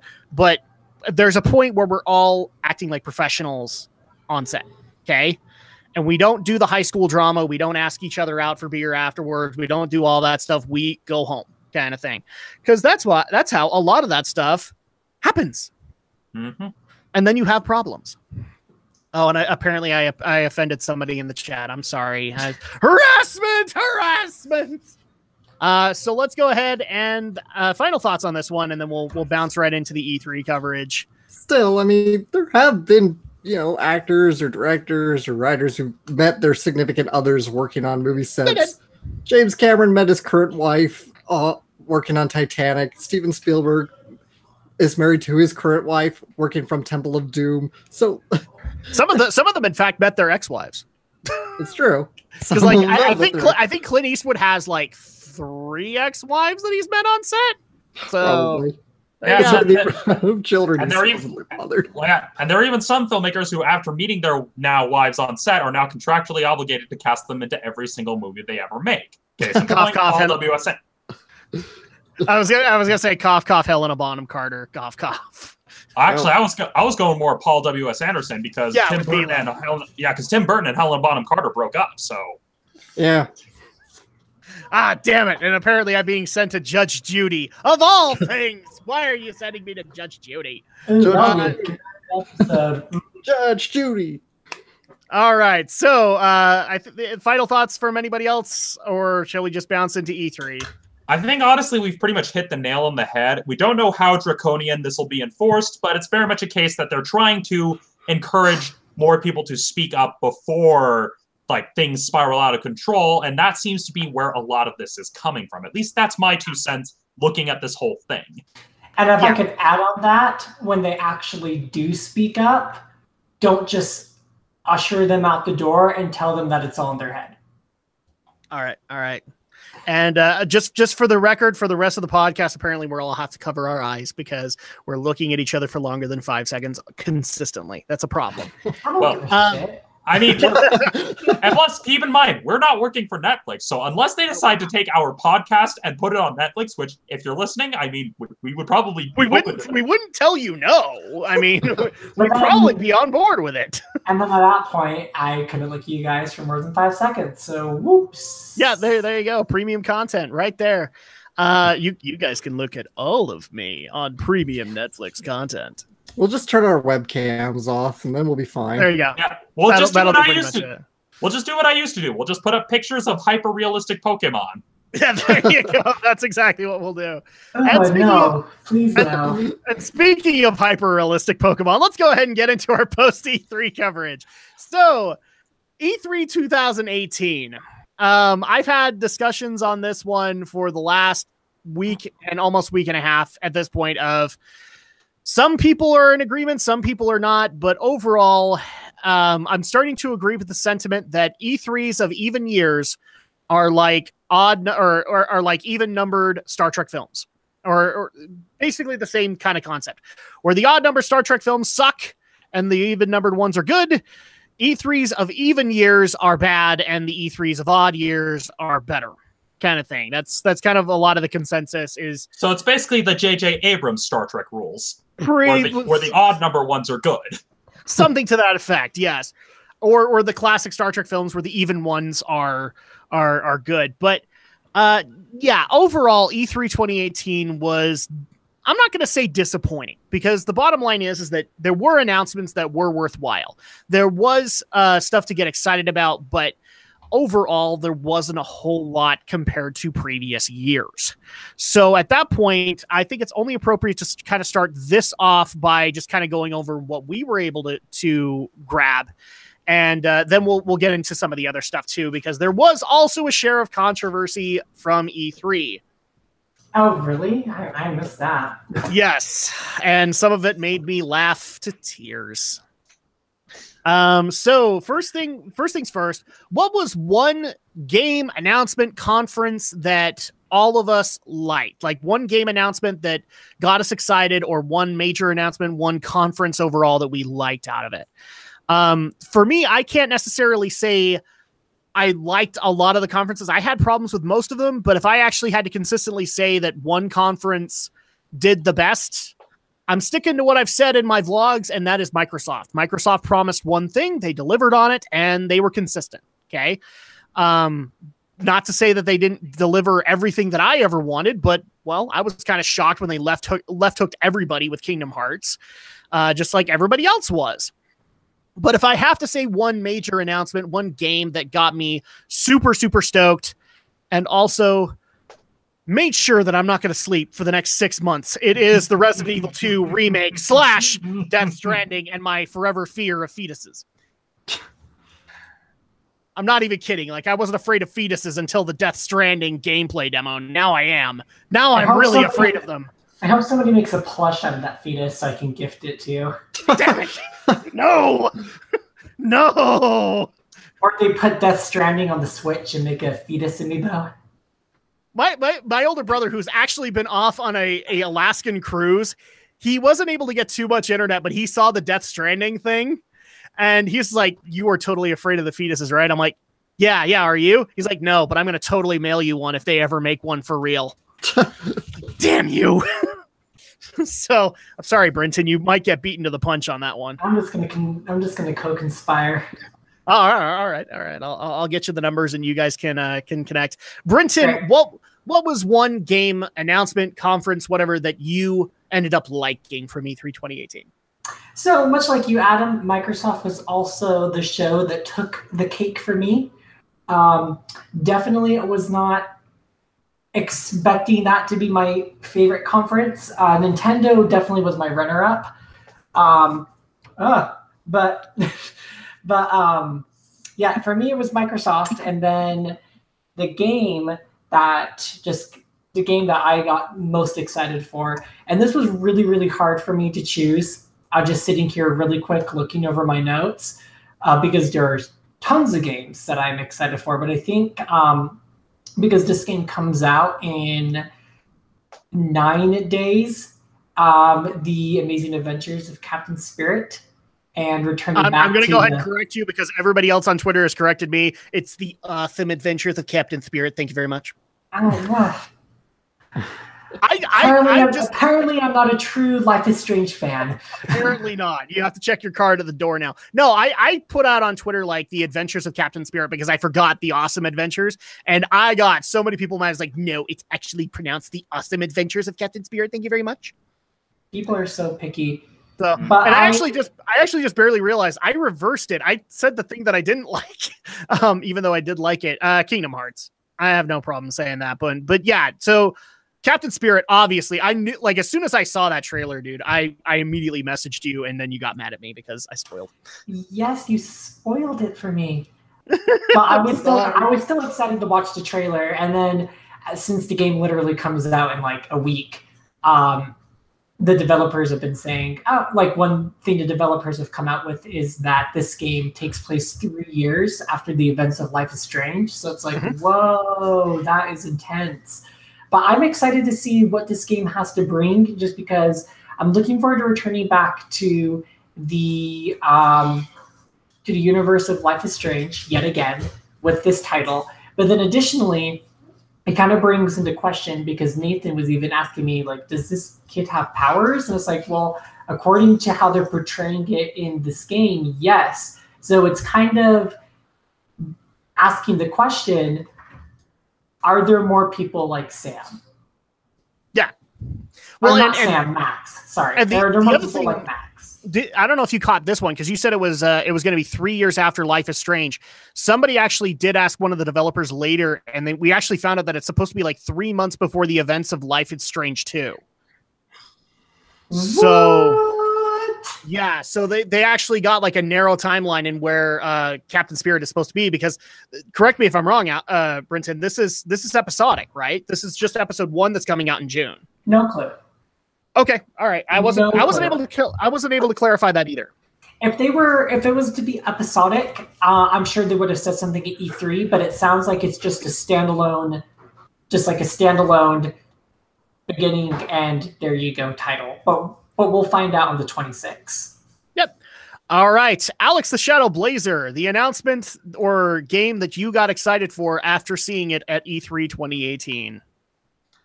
It would probably be either Smash Brothers Ultimate or the new Spider-Man game, because both of those look pretty cool. Which is funny because, like, correct me if I'm wrong, you haven't been on board with the Insomniac Spider-Man. It was, yeah, mostly because I didn't know what they were going to go with. I was kind of worried it might just not be a very fun game, but seeing it now finally seeing it, seeing some of the gameplay, it looks like it actually will be good. It looks kind of, like the Batman Arkham Asylum kind of games. They kind of they kind of beat 'em up brawler, which I like. It's not just all QTEs. It looks like it could be actually enjoyable. You can still web sling. You can traverse the streets of New York and beat open world. Yeah, open world bad guys. So it looks pretty fun, actually. All right. And then, Smash Ultimate, I have a feeling is going to be on a lot of people's lists right now. Stephen Romney, your favorite announcements of E3 2018? Well, honestly, out of everything that I looked at, all the trailers and everything, the one that has me the most excited is, the Resident Evil 2 remake. And this is coming from how much I've enjoyed Resident Evil 7, because it's a case of that Capcom is finally giving us the Resident Evil experience that we want. They've clearly learned the lessons they needed to learn from 7 and are now implementing them in telling probably the most iconic story in the Resident Evil timeline, the story of Leon Kennedy and Claire Redfield. And just looking at even the gameplay demo, it's like, oh yeah, this is legit terrifying. And it's also nice to see a version of Leon before the Prozac. I mean, it's it's weird, but it's. Did you say the Prozac? The Prozac. Okay, I was gonna say. It's like, wow, dude, he's got official dude bro syndrome. No, that's in Resident Evil Vendetta. So. Yeah, pretty much. Yeah. But looking at it that, out of all the games I've looked at all the trailers for, that's the one that has got me the most excited, at least the most interested. I mean, there are some announcements that caught me by surprise, but we'll get into that later. But that was probably, out of all the games that have been announced, that's the one I'm the most excited to see. All right. And like we just did with the likes, let's just go ahead and go into the things that we didn't like, either game announcements or conferences or whatnot. For me, it's kind of two-pronged. Most of the conferences, if you look at them, even Microsoft's, I can't necessarily say this because at least they went hammered, trailer after trailer after trailer. But most of the conferences were pretty underwhelming this year. But if I have to give it to somebody, I'm going to give it to Sony and their weird concept of having to herd people around while they change the scenery so that they can have a church for The Last of Us Part 2 and they can have a open field for Ghost of Tsushima. And eventually they even kind of scrapped it near the end. So I'm going to give the bad conference over to Sony. The announcement, at least the game announcement that I've got to say I didn't like on the matter. This is not going to surprise people, but I said it in my EA conference. It's still stupid. The fact that you focused on the Battlefront 2 bullcrap when this game has gotten you in so much trouble, and the most that you did for another Star Wars game that people are looking forward to is you had the guy in the audience and you interviewed him. That's all you did. You didn't show concept art. You didn't show a trailer. You didn't show anything for it. You basically said, oh yeah, we're working on a game. It's really, really good. You're going to see it next year, and it's coming out holiday 2019. Jedi: The Fallen Order. Go ahead and pre-order, bitches. That was such a stupid decision from EA, but most of the decisions that EA made, aside from Unravel 2 and Sea of Solitude, were pretty bad. So with that, Brinton, what was the bad for you for E3? So I don't have there's not a game that I can think of, and even everything that I wrote down in my notes were what I was the most interested in. So that completely alienated what I wasn't interested in. So I don't really have a game that was quote unquote bad for me, but the conference that I was the most disappointed in was also Sony as well, which makes me really, really sad to say. And for me, my reasonings were that I felt like we got the exact same conference that we got last year with a little extra content. So pretty much it was just part 2 of here are these awesome games that you still can't play. Now, let me clarify. Obviously, we know when Spider-Man's coming out, so that's fine. Obviously, I'm smart enough to know that Death Stranding wasn't going to come out this year. So I get it. That's fine. I understand that one too. That can take its time. But when it came to The Last of Us Part 2, To be honest, I was expecting a release date. Maybe not so much for Ghost of Tsushima, but I was definitely expecting like a holiday release or like a release in November for The Last of Us Part 2, and we didn't get it, and that made me very disappointed, especially with the gameplay trailer that they gave us. That just gave me a hype that was not quenched with the release date, and it made me very, very disappointed. Well, and the other frustrating aspect about The Last of Us Part 2, and maybe you can kind of chime in on this one too, is like, we've had trailers for it. We knew we were going to be playing as Ellie. We knew that bottom line. But what I don't know about you, but when I looked at that gameplay trailer, I literally looked at it and went, I see no difference aside from a couple of crafting options I don't see a major difference between the engine of The Last of Us and Last of Us Part 2. I literally I don't see an upgrade here. So why didn't it get a holiday release date? Because it doesn't look to me like they changed all that much about the game. Well, I mean, they incorporated the way that you can use the environment to your advantage against your enemies. And I feel like the story is a hell of a lot more darker than The Last of Us. But I also do agree with you. I don't understand why this game is not being released. I don't understand. Maybe they're still trying to put some polish on it. Maybe there's just like little things here and there that still need to be ironed out. But I mean, I even would have been just fine with like an early 2019 release date. Like anything. Like even just like a year would have been just nice, but there was just nothing. Yep. And so I was sat there and I'm like, I was just sitting there because like Nathan and I were chatting and trying to figure out, okay, well, here's a lot of single player games. Who's going to be playing what? Because Nathan and I have a lot of interest in multiple titles, but we're not going to buy 2 copies of a game. We're going to buy one and somebody else experiences somebody else's playthrough. And he already hinted to me, well, it looks like you got yourself another game you're going to enjoy. So it got me excited because I'm like, oh my gosh, because he loves The Last of Us. Like I love it too, but it's that game's in his top 5 where it's not in mine. So for him to say it looks like you got a game, like another game on your list to play, like that excited me that he would hand like those reins over to me. So I'm just disappointed. I understand with Death Stranding, we're already good to go with Spider-Man. Ghost of Tsushima, like it's fine. Ghost of Tsushima, that was the first thing we'd seen of it. Because up until that point we had a poster. That was it. Yeah, that's true. So with Ghost, so I'm gonna couple that with Death Stranding then. But when it comes to The Last of Us Part 2, like literally don't know why we have like I'm just annoyed. So I'm disappointed. And the other thing that I also share with a lot of people's disappointment with that trailer is that, again, you're showing off human enemies. And it's not like we don't know about the infected. And I believe somebody actually was quoted a Naughty Dog dev saying we would get new infected models. They still haven't delivered on those new infected models yet. So it's like, oh, okay, well, I guess you're waiting still. Alex, what was a disappointing announcement that came out of E3 2018 for you? I really don't have a disappointing one because I didn't do any of the deep dive into the conferences. And I mean, I could have told you EA was going to be garbage anyway because it's EA. And so I guess for me, nothing really. So I'm going to make one for you. Just Dance 2019. I don't really play Just Dance, so I kind of don't care. But it was dumb. It's bothering me that Ubisoft's conference must always now start with a stupid dance montage that covers Just Dance of that year. I love it. I live for the cheese. So I can't be with you, man. I can't. It was so hard to sit through. I actually had to go help out my daughter because I just couldn't sit through it.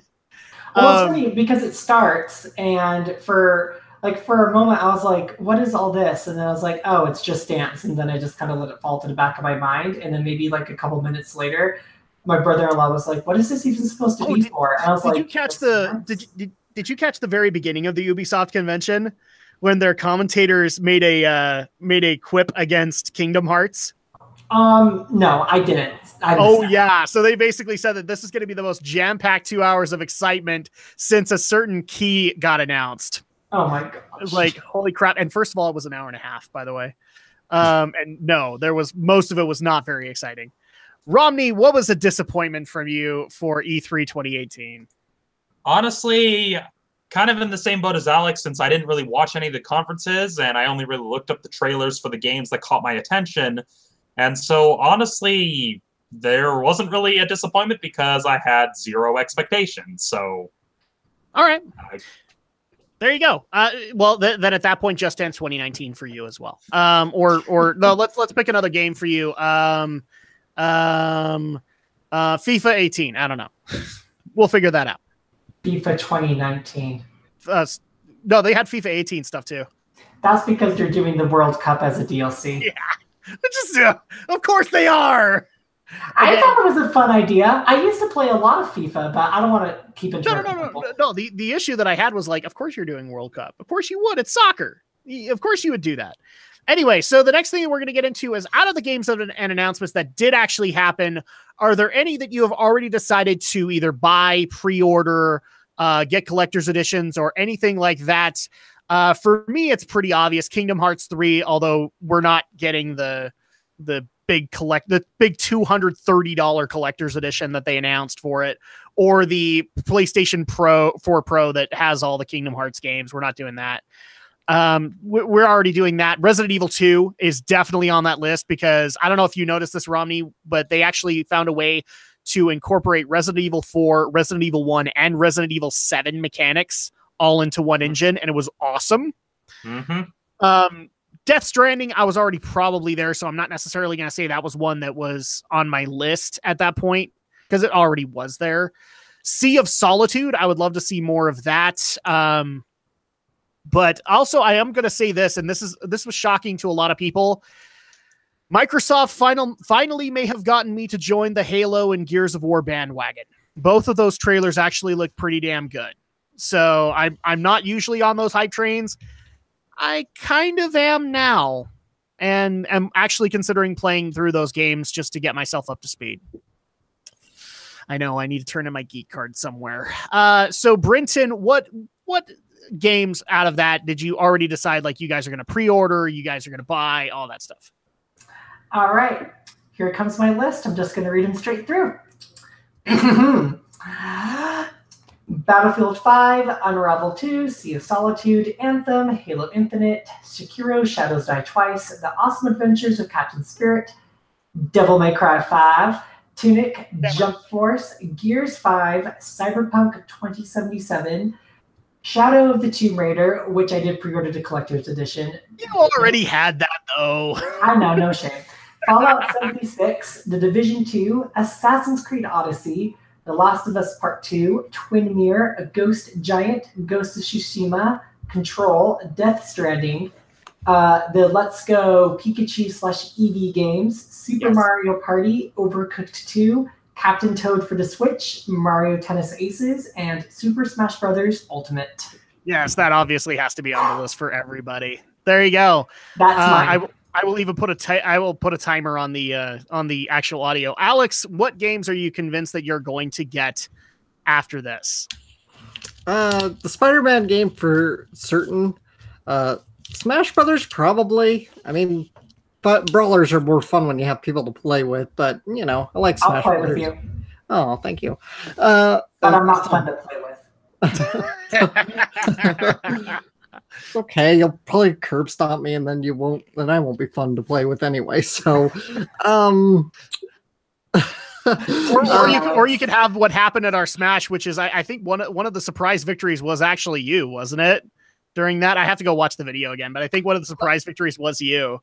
Not in Smash. I think it was like in J-Stars where I pulled the victory out of my ass. That's the footage we lost. Yeah, which sucks because I just only got lucky somehow. But that's another story entirely. So other games, maybe Mario Party, maybe the Pokemon Pikachu Eevee games. I don't know. It depends on how heavy the kind of Pokemon Go style mechanics are. They're 50-50. I confirmed on it. You don't actually have to utilize the Pokemon Go mechanics if you don't want to. Oh, okay. I think you can. They did a Treehouse Live on it, so I'm sure you can pull it up on Nintendo. Yeah, it's not like you can play Pokemon Go, like go out with your Switch and capture Pokemon. You still have to do that, but you can then move your Pokemon from Go into your Switch. And in fact, that was one of their big advertisements, is their little Pokeball add-on. They're re-releasing it, but it's a +1 now, and you can actually get Mew from it. So I have a feeling a lot of people are going to get Mew from that. I may have also had that pre-ordered. I'm considering it just because it's freaking Mew. I can easily give that to my wife, and she will love me forever and ever. Anyway, go on. I think that's so. I think it's pretty much considered you're getting a Switch. Yeah, yeah. I'm planning on it sometime this summer. All right. So there you go. Spider-Man. I kind of figured that was going to happen, and also Smash. I figured that those were going to be on your dockets at some point. Stephen Romney, what has made your buy, your pre-order, your collector's edition list? Well, the only one that I know for sure I am going to buy would be the Resident Evil 2 remake, because out of all of them, that's the one that has my attention, looks like it'll actually be solid. As for any games that I'll continue following, well, I guess the only other one that I'll kind of follow, well, two of them. One will be Devil May Cry 5, just to see what the plan actually is, because there's so little we know about it. And I definitely am going to keep an eye on Fire Emblem Three Houses, because again, I'm a resident Fire Emblem fan, but it's still too early to tell whether or not it'll be enough to compel me to buy a Switch. I'm glad you brought that up, because somebody did actually ask whether or not you had seen the Fire Emblem trailer, and I texted you on it. Yes. You texted, basically you live texted me the entire Nintendo conference. Yeah, I kind of did. I'm sorry about that. You did to me too, and I was at work. Yeah, we were both at work. Nathan was doing it to me, and I was like, dude, I was just like, you're watching it without me? Here's what happened, basically, is that I would so I didn't live text everything, guys. I live texted the major announcements, which was the Fire Emblem one is one Romney got, and then Alex, like when I got to Smash, I literally just sent it to Romney, and then I copied and pasted it over to Alex. Just like, holy crap, Ridley confirmed. Yeah, and again, like kind of, because I have my text go to my Fitbit, and so this thing kept vibrating each time when I was at work, and I'm just like, okay, what is it this time? What is it this time? Damn it, Adam. Pretty much. And so, yeah, I am going to follow Fire Emblem Three Houses once we learn a little bit more about the gameplay. I mean, that may compel me to buy a Switch, but again, it's still too early to tell. So out of all of them, the one that I know for certain that I'm going to buy is the Resident Evil 2 remake. All right. Now, really quick, because this was also a major focal point. I can't remember, Romney. Have you actually said that you're a Kingdom Hearts fan at all? I can't remember. Well, I did grow up with the franchise, and I was like, the younger me would have been excited at the Kingdom Hearts 3 announcement, but honestly, with how long we've been strung along, it's just, I'm burnt out. I stopped caring. I'm just like, I'm sorry, Nomura, you took too damn long. Yeah, it's coming out now, but I'm a grown-up with adult responsibilities now. You took way too long to tell your damn stories, so I've got no real reason to care. I mean, yeah, it's like, okay, you're seeing these nice worlds. Oh, and this stuff is happening, and I'm just like, I'm sorry. Yeah. I mean, yeah, I'm excited. I mean, I'm happy for the people who have been waiting for the game. I mean, I was right there with them. I'm just of the opinion of, I'm not going to, that's not going to be a game I'm going to buy right off the bat. I'm going to probably wait a little bit. Maybe actually wait for the reviews to come in, see if it's actually been worth the, 10 plus years that I've waited. But honestly, it's like the way I see it, Kingdom Hearts is kind of like that deadbeat dad that just disappears out of your life for 10 years, then suddenly comes back into your life trying to be like, oh, hey, I want to be a dad to you again. I'm just like, well, it's too freaking late, pal. Well, the other thing, too, that I don't know if you actually realized this when you saw the release dates, Romney, but the week of that release is going to be either the greatest week for some people or the most depressing, because literally the Friday before is when Resident Evil 2 comes out, and then 4 days later, people have to bring themselves back up for Kingdom Hearts 3. So, and I talked to a lot of people who are like, oh yeah, I totally need to get the Resident Evil 2 remake. Oh yeah, totally, I need to get Kingdom Hearts. And then I'm like, did you realize how close they are in release dates? Oh yeah, that's going to be a weird week, isn't it? So, yeah, it probably will be. So, but yeah, given that they're so close together, then the choice is clear. I'm gonna get Resident Evil 2 first, regardless. Kingdom Hearts. I mean, maybe if because I have the HD collection and I'm starting to make my way through the games again. So maybe after making my way through the games, maybe I'll get excited again. But again, I'm like the jaded, like estranged child. I'm just like, where were you for most of my childhood? I mean, come on. Yeah, well, and on top of that, like a lot of weird stuff happened around E3, and some of that actually involved Kingdom Hearts. So we got one more question, then I'm actually going to get into this stuff. But and then I also think Kingdom Hearts was another shock one for you, Brenton, because you're not a fan either. And correct me if I'm wrong, that sold you because you guys are already pre-ordering it. I know Nathan will probably end up playing it, and I'll enjoy his playthrough just fine. Yeah. I mean, I knew there were rumors that Kingdom Hearts 3 would be presented properly, like with the gameplay trailer and everything, this year, but I was not expecting a release date. So that definitely came as a shock when you told me. A lot of people were expecting a release date this year. They were not expecting 2019, though. They were actually expecting holiday 2018. And it didn't happen. But anyway, so going on into the one question, then I'm going to bring up some of these controversies just so that we can cover them really quick because listeners did bring them to my attention. So the next one is, what was a shocking announcement that you didn't expect coming from E3 2018? For me, I'm not going to lie to people. When that Resident Evil 2 remake trailer happened, I was almost convinced we weren't going to get anything worthwhile from Sony at that point. I mean, yeah, we'd gotten Ghost of Tsushima and it looked really, really good, but most of the stuff we'd seen up until that moment was pretty much aiming me towards Resident Evil 2 remake is not happening, at least not here. So I've got that as a shocker. The other one was just Kingdom Hearts showing up on Xbox and Devil May Cry 5 showing up on Xbox. That was kind of shocking that they actually got those announcements out of the way. And even I'll admit, when it came to the Nintendo side of it, the Ridley announcement, even though I saw it coming as soon as the trailer started, I was like, I can't even believe they're doing this. They finally decided to do it. And then as soon as I don't know if you guys had this reaction when you saw the Ridley model that they're going with. I'm like, holy crap. Every kid I know is going to pee their pants. They're never going to want to play Ridley because he looks too damn scary. And I even had a couple of kids like in the neighborhood watch the Ridley trailer, like, oh, that guy looks scary. You know, that's for us, right? Yes, I know it's for us, but Jimmy Christmas, man, that like, even I was kind of saying to people, dude, you really should go back to like the Melee model that you had for Ridley and do that, because that would be at least cartoonish enough that kids would have no problem with it. But even that amiibo, man, it's creepy as crap. I love it, but it's creepy.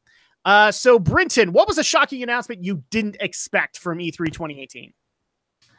All right. I would say that Devil May Cry 5 was definitely one that was a shocker to me, especially since I thought that they were going to stick with like I know that the reboot that they made, the DMC game, flopped, but I figured, oh, they're probably going to try and keep that reboot franchise going and try to improve upon what failed from DMC, but instead it was just, nope, Devil May Cry 5, you know, proper.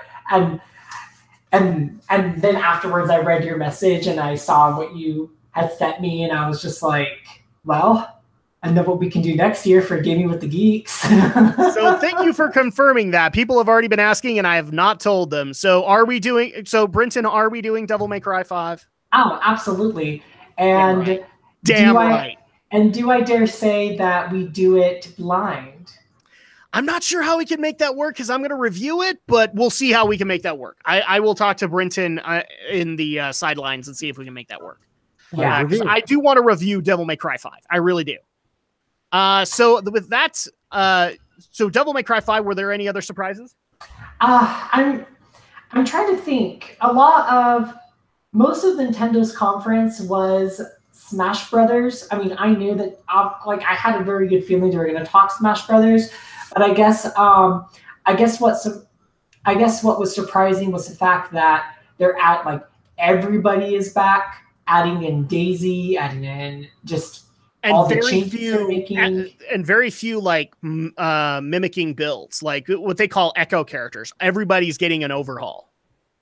Yeah, that like the entire time, because I had to end up watching a Nintendo conference by myself. But Nathan was just watching me the entire time, and I legit at one moment just started crying. I was just so happy. I was like, "Oh my gosh, this is like this literally is like the title is perfect. Smash Brothers Ultimate. Like this game, like perfection." And as soon as the conference was over, I just looked at Nathan and I was like, "You're probably never gonna beat me at this point." Well, and the other thing too is I have a feeling the title Ultimate is appropriate because there has been talk Sakurai wants to work on something else. And it's very kind of clear if you see some of the videos that he's done for this is that he's happy to do Smash, but you kind of get the feeling of like he's annoyed at this franchise by this point. So Ultimate, I think, is going to be something that tied people over for a couple of years while he goes and works on something new. And I'm okay with that because what he was actually providing in Ultimate is fine. I'm okay with it too. I feel like what we will be getting in December will definitely tie a lot of people over for a good amount, like for a good time. I'm so excited. So ultimately, I would say a lot of what came out of the Smash Brothers portion of Nintendo's conference was the surprising factor to me, even though I knew that they were going to talk about it. Nice. All right. So, Alex, what was a surprise you didn't expect from E3 2018? Well, I'm not even a fan of the franchise, but I really am surprised Kingdom Hearts was there because I know how often it was there. There was like 4 trailers. Yeah, I know the stories. I know the game has taken an absurdly long time to come out, and so I feel for the fans on that end. So there you go, fans. Finally, but we're going to be poking some fun at some of them in a minute. But yeah. Go ahead.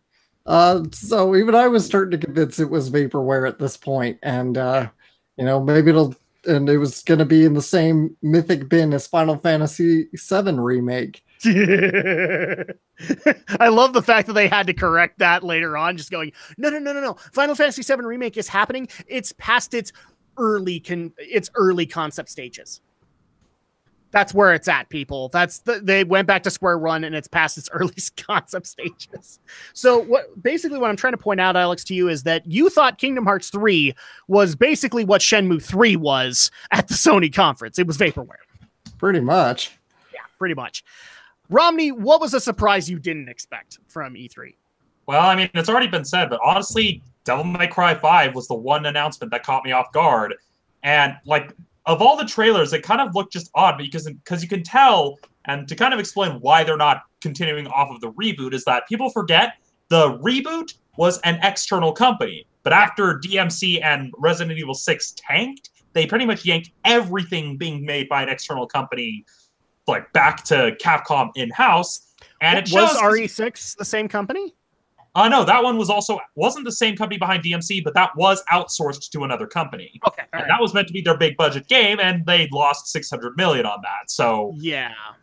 And it shows that they went back internal because the thing that caught my attention was the fact that all the character models looked like they were designed for Resident Evil 7, which, again, they look scary, which works for Resident Evil, not so much for Devil May Cry. I mean, it's really weird hearing Johnny Young Bosch's voice coming out of that new version of Nero. It's like it's in the uncanny valley. Though I am excited that we are getting classic Dante back because, well, that's the only Dante we really need. But that was the one thing I was surprised that Capcom decided to announce, saying, oh yeah, we're making another Devil May Cry. And so hopefully it'll look better closer to release because it may just be an early alpha version of it. But again, the models look weird, but hopefully the gameplay will be good enough that it'll actually hold my attention.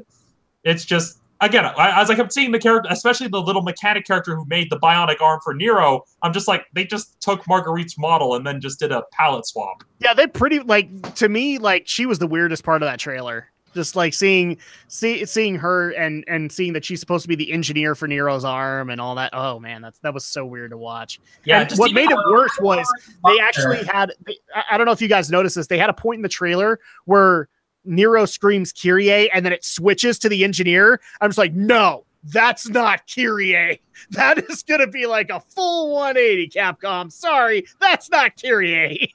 Yeah, looking at it, just even like the dark, foreboding atmosphere they created, I'm just like, okay, that works for Resident Evil, not really Devil May Cry. I mean, I get that Devil May Cry was initially going to be Resident Evil 4, but you don't have to try to tie them.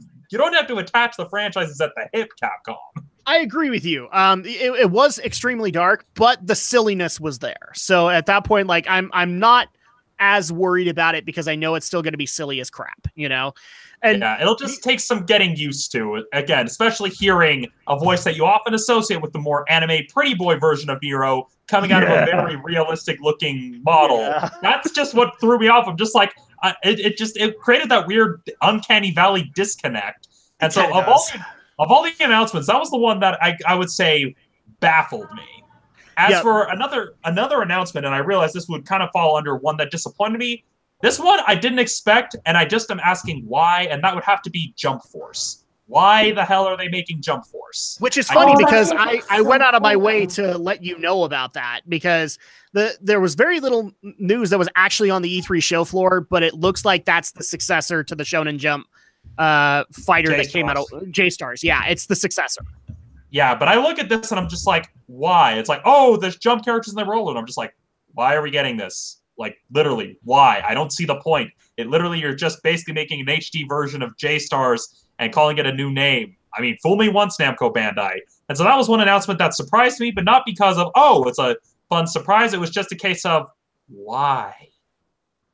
Yeah, so there you go. The other thing I want to ask to the people who are excited about Devil May Cry 5, did anybody feel bad for Hideaki Itsuno's translator when he was on the stage? I feel he got a little mistreated. And it's just like occasionally Itsuno would come out and go, yes, Devil May Cry 5 is a thing, but talk is cheap. And he looked over his translator and went, you do it. And then he had to do like the sales pitch and all that. And then Itsuno took away from him and he's just like, no, you suck at this. I was just like, what the crap, man? They hired the guy for you. Well, yeah, though there is one other announcement that also caught me off guard, and that would be the inclusion of Star Fox and Starlink. That one got me curious, a case of, oh, I guess Nintendo decided to remember that Star Fox existed. Yeah, something like that. We had one last year on Wii U. It wasn't very good. Yeah, that's why it surprised me that they're outsourcing Star Fox to a third-party game. I mean, yeah, exclusives are what drives sales of systems and console and games. So I will admit, the Star Fox DLC for Starlink actually did make me consider getting that game again, just to get that. Yeah, that's pretty shocking. Yeah, and again, it's just like looking at that. I did see that like conference, and I'm just like, huh. I guess anything to stay relevant. Something like that. All right, and then the other things I want to kind of get into is some of the quote controversial things that happened at E3, but not really so much. So the first announcement that actually did come from this and sparked controversy online was Dead or Alive 6. Now the trailer looked great. Even I'll admit it. I'm not a big Dead or Alive fan, but I liked how it looked. But that's not the controversial part. The controversial part was the internet literally losing their shit when they announced that the jiggle physics, the booby physics, and the revealing costumes were going to be removed. And I would actually say they didn't say indefinitely. They did say that like they might be coming back later, but they were removed at launch, and the internet went. So I'm sorry you guys didn't get Ayame in a freaking bikini. I'm sorry, but you didn't. You're just gonna have to wait until they sell it for the $60 DLC. Yeah, pretty much. Pretty much. But still, I mean, this is a game built on fan service and the sexiness, and that appeals. So the fact that they're toning it down, it smacks of oh no, the SJW's got to you already, huh? So yeah, I guess I kind of see why people are a little upset because it's. Well, yeah. I mean, it's devil. This is Dead or Alive. It's kind of like this is what you're paying for. This is what you're wanting. But you're probably right. It's going to come back as like $40 DLC or a $50 season pass. Well, yeah, and I mean, when you really consider, I mean, a lot of people think, oh, the SJWs got to them. Well, can you blame them? I mean, look at what happened with Dead or Alive Extreme 3 and how, because of the backlash, they decided not to localize it. And so it's a case of, well, you can't really blame them. It's a case of, oh, well, we're not going to sink the amount of money it takes to bring this game over if this is what we're going to get in return. We're not going to risk losing that money. But I'm in the camp of just looking at Tecmo Koei's business practices. It's like, oh, it's toned down. Until you buy the season pass. And then the other season pass. And then the third season pass after that. I mean, seriously, look at the crap they do for Dead or Alive 5. It's ridiculous. No. That almost sounds kind of like what they're doing for Call of Duty Black Ops 4. Yeah, pretty much. Their zombie mode, all their maps, like everything that's usually just part of the game. Even the retro maps, which were the only things that actually got announced at all. I was kind of surprised Call of Duty didn't get any announcements. But granted, I didn't watch the PC one. Maybe they got that there. But yeah, the retro Black Ops maps, they got pushed over to the Sony conference. But let's just be honest about one thing about this, okay? Is you guys have all kind of said it. These costumes are coming back in some way, shape, or form as probably like $40 DLC packs. Now, what's sadder about this is that they are coming back, or the fact that people will pay these $40 to get them. Both, roughly. Like, because here's the thing, I understand why they did it, and I've seen some dev interviews on that regard, where it was basically saying that we do want to showcase this as a serious fighter, and this is the way to be able to do it, and that's how they decided to go about it. But they did say that they would eventually bring that stuff back in some way, shape, or form. It's granted that it's going to be happening the way you guys have said. It's going to be in $40 to $60 DLC, and that's the way it goes. But yeah, that's going to be the way it goes, and people are going to buy it. So that's kind of the sadder reality there, is complain all you want. You're still going to pay out an extra video game's worth of price for the Bikini DLC. It's going to happen. So at that point, the other controversial thing that I want to get into is, I already mentioned this on Twitter quite a bit, which was Kingdom Hearts. Okay, so it's great and all that an announcement happened. Okay, a release date got announced. The light at the end of the tunnel, guys, is over. You have a release date, and yet the internet decided to complain about the release date. I literally saw a bunch of YouTubers come up and actually complain via video. Those videos are since down now, that this is technically Kingdom Hearts 3's first delay. And because it's delayed, that means the game will be bad, right? Okay, first of all, I get that stigma, but it's not necessarily true all the time. And especially in this case where the delay is roughly a month. Because if you think about it, the only date that we had was 2018. So anywhere in the realm of 2018, this game was going to come out. And they delayed it a whole month. And they even announced, like, this is why we're doing it, because we're bulking up for a worldwide release and we don't have the amount of copies and all that stuff. Okay. You did all of that. And people still complained about the release date. You just can't please some people. You just can't. No, you can't. I mean, pretty much. And I mean, some people, at least I've seen in some comments of the trailers itself, I can understand where they're coming from somewhat, where it's a case of, oh, well, it's like we've been waiting so long and it's basically going to be agony waiting that extra bit of time. But it's a case of, it's just, seriously, people, 1 month as opposed to, over a decade? Really? Really? That's what you're going to complain about? The whole, oh, we have to wait an extra month instead of, the 10 plus years that the rest of us had to wait. Yeah, pretty much. But hey, it gets better. So that happened. So the announcement or the release date happened, and thankfully, by majority, everybody was like, "Yay! Light at the end of the tunnel. It's almost done. Now we can plan all of our awesome YouTube stuff around that." But then, like we said, there were about 4 announcements that happened, 4 announcement trailers, 2 of which revealing a Frozen world, and then the final one, which revealed that Pirates of the Caribbean is going to be making a return. This is the one in particular that I want to focus on. because this also revealed the new models officially, for those who hadn't seen them, of Riku and Kairi. Riku, not really a whole lot of problems there, although people are having a bit of a thing where they're writing fanfics about him, well, boning himself. Because, of course, they would, because that's the Kingdom Hearts fan base in a nutshell. But the trailer kind of spurred it. Kind of confirmed a lot of things. I actually saw somebody on Twitter going, "My fanfic is confirmed!"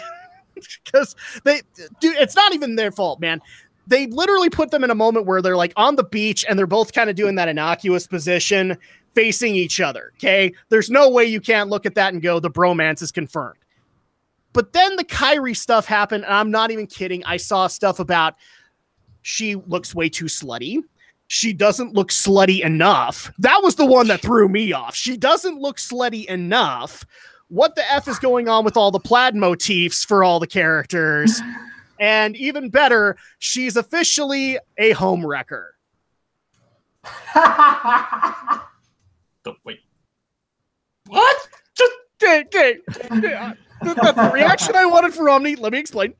In the trailer, you've seen the Pirates trailer, right? I haven't. Okay, so the Pirates trailer, they've been doing these like subtle story reveals throughout all of it.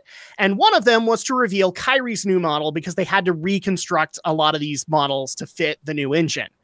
And her outfit, and I'll even put it up on the screen so you guys can tell me if it was slutty enough or not. I don't care. But it just so happens that the way that they've got the story is she's training as a brand new Keyblade wielder with the other Keyblade wielder who's brand spanking new, and that would be Axel, aka Lee. Okay, because they are off on a remote world and she's got a new outfit and he kind of comments on it. The internet officially screamed, "Homewrecker!" and immediately blamed Lee for wrecking the Sora Kairi ship. Okay, now that makes a little bit more sense. The way you said it, you were saying that people were accusing Kairi of being the homewrecker, and I'm just like, wait, what? How? There were people who were doing that too. It was just like, no, Kairi, you should have known better. Yeah, I'm like laughing as I watch the internet implode over the stupidity that's being shown here. So yeah, you had that moment, and then you also had a bunch of people who are just like, no, she should not be traveling with Lee. She should be traveling with Sora. And then there was a bunch of other people who were out in the Twitter sphere going, oh, cool. My Sora Riku bromance has officially been confirmed. Yay! Yeah, it's just guys. See, it's crap like this that made me lose interest in the franchise as well. Because I mean, if you want to talk about toxic fan bases, here's a pretty good example. Well, and it's not like you can't blame them. I mean, they've been waiting at minimum 7 years for this, at maximum 14 years for this game, and so they had to get they had to get some of that out. You know, oddly enough, multiples of 7. You either have the 7 years for the people who've played every single spinoff, and the 14 years for those of us who were waiting for the next numbered game. I mean, I'm just like, okay, is there like some weird pattern that Nobuta is going for here? Wait a minute. The 7 lights, that's probably the conspiracy theory that's going to Illuminate confirming it. Well, yeah, like, I mean, think about it. It's like, oh, yeah, like 7 lights, and then like the 14 months. Oh, because I guess they're trying to add a 14th member to the organization, so 14-year delay. I'm just giving them too much fuel. This is why I got out. This is why they confirming it. Yeah, this is why I left the game, man. It's pulling me back in too deep. No, I've got some 41 in my head. I'm in too deep, and I'm trying to keep. Okay, I gotta stop. I mean, geez, the way my friend put it is right. Kingdom Hearts really is the Twin Peaks of the video game world. Well, and what was funny is like a lot of this controversy when there was legit stuff to actually announce, like Ghost of Tsushima. If you went to chat rooms, people were still talking Kingdom Hearts in the chat rooms when other games were being announced. Like I was watching the IGN chat room, and people were like, "Oh yeah, Sony sucks." Anyway, back on to Kingdom Hearts. And then as soon as they actually were able to get the chat room to stop talking about Kingdom Hearts, that's when the Kingdom Hearts trailer goes up. So at that point, it's like, oh, let's go ahead and talk about Kingdom Hearts some more. Yeah, it's like the classic case of, okay, finally got the children to stop screaming, and you just dropped a symbol on the ground. Thanks a lot, Bob. There you go. And then the other thing that I officially need to take care of, and this will probably be the wrap-up one, because guys, you guys can look up the silliness that happened at E3 for yourself. There was so much stupidity that happened via the internet, so have fun with that. But the other thing that I actually want to bring up is it was pertaining to Smash. And this one was because of our listeners. I love you all, but occasionally your snark makes me want to just go. And that is, how many people actually contacted me after the Smash Ultimate announcement going, can we talk about the DLC characters now? Can we talk about the DLC characters now? Can we talk about DLC? What about DLC? Can we talk about DLC now? Yes, you can talk about DLC now! No need to shout. Well, because a lot of people are bringing this up to me a couple of months ago where I gave crap over people talking about the DLC character announcements they could have for it when we didn't know the official roster. Okay, so I'm still warranted in that, but yes, okay, you have my official permission, listeners. I love you all. You could talk about the DLC characters. Shantae and Shovel Knight confirmed. Yay? Question mark. I just love the look that Alex gave me right now, just going, don't you dare get my hopes up there, Drac. Yeah, if only ellipses. If only ellipses. Well, people still haven't lost faith in the fact that Sora might be confirmed because Kingdom Hearts is coming to Switch. We know it. If they didn't announce it, guys, they wouldn't have.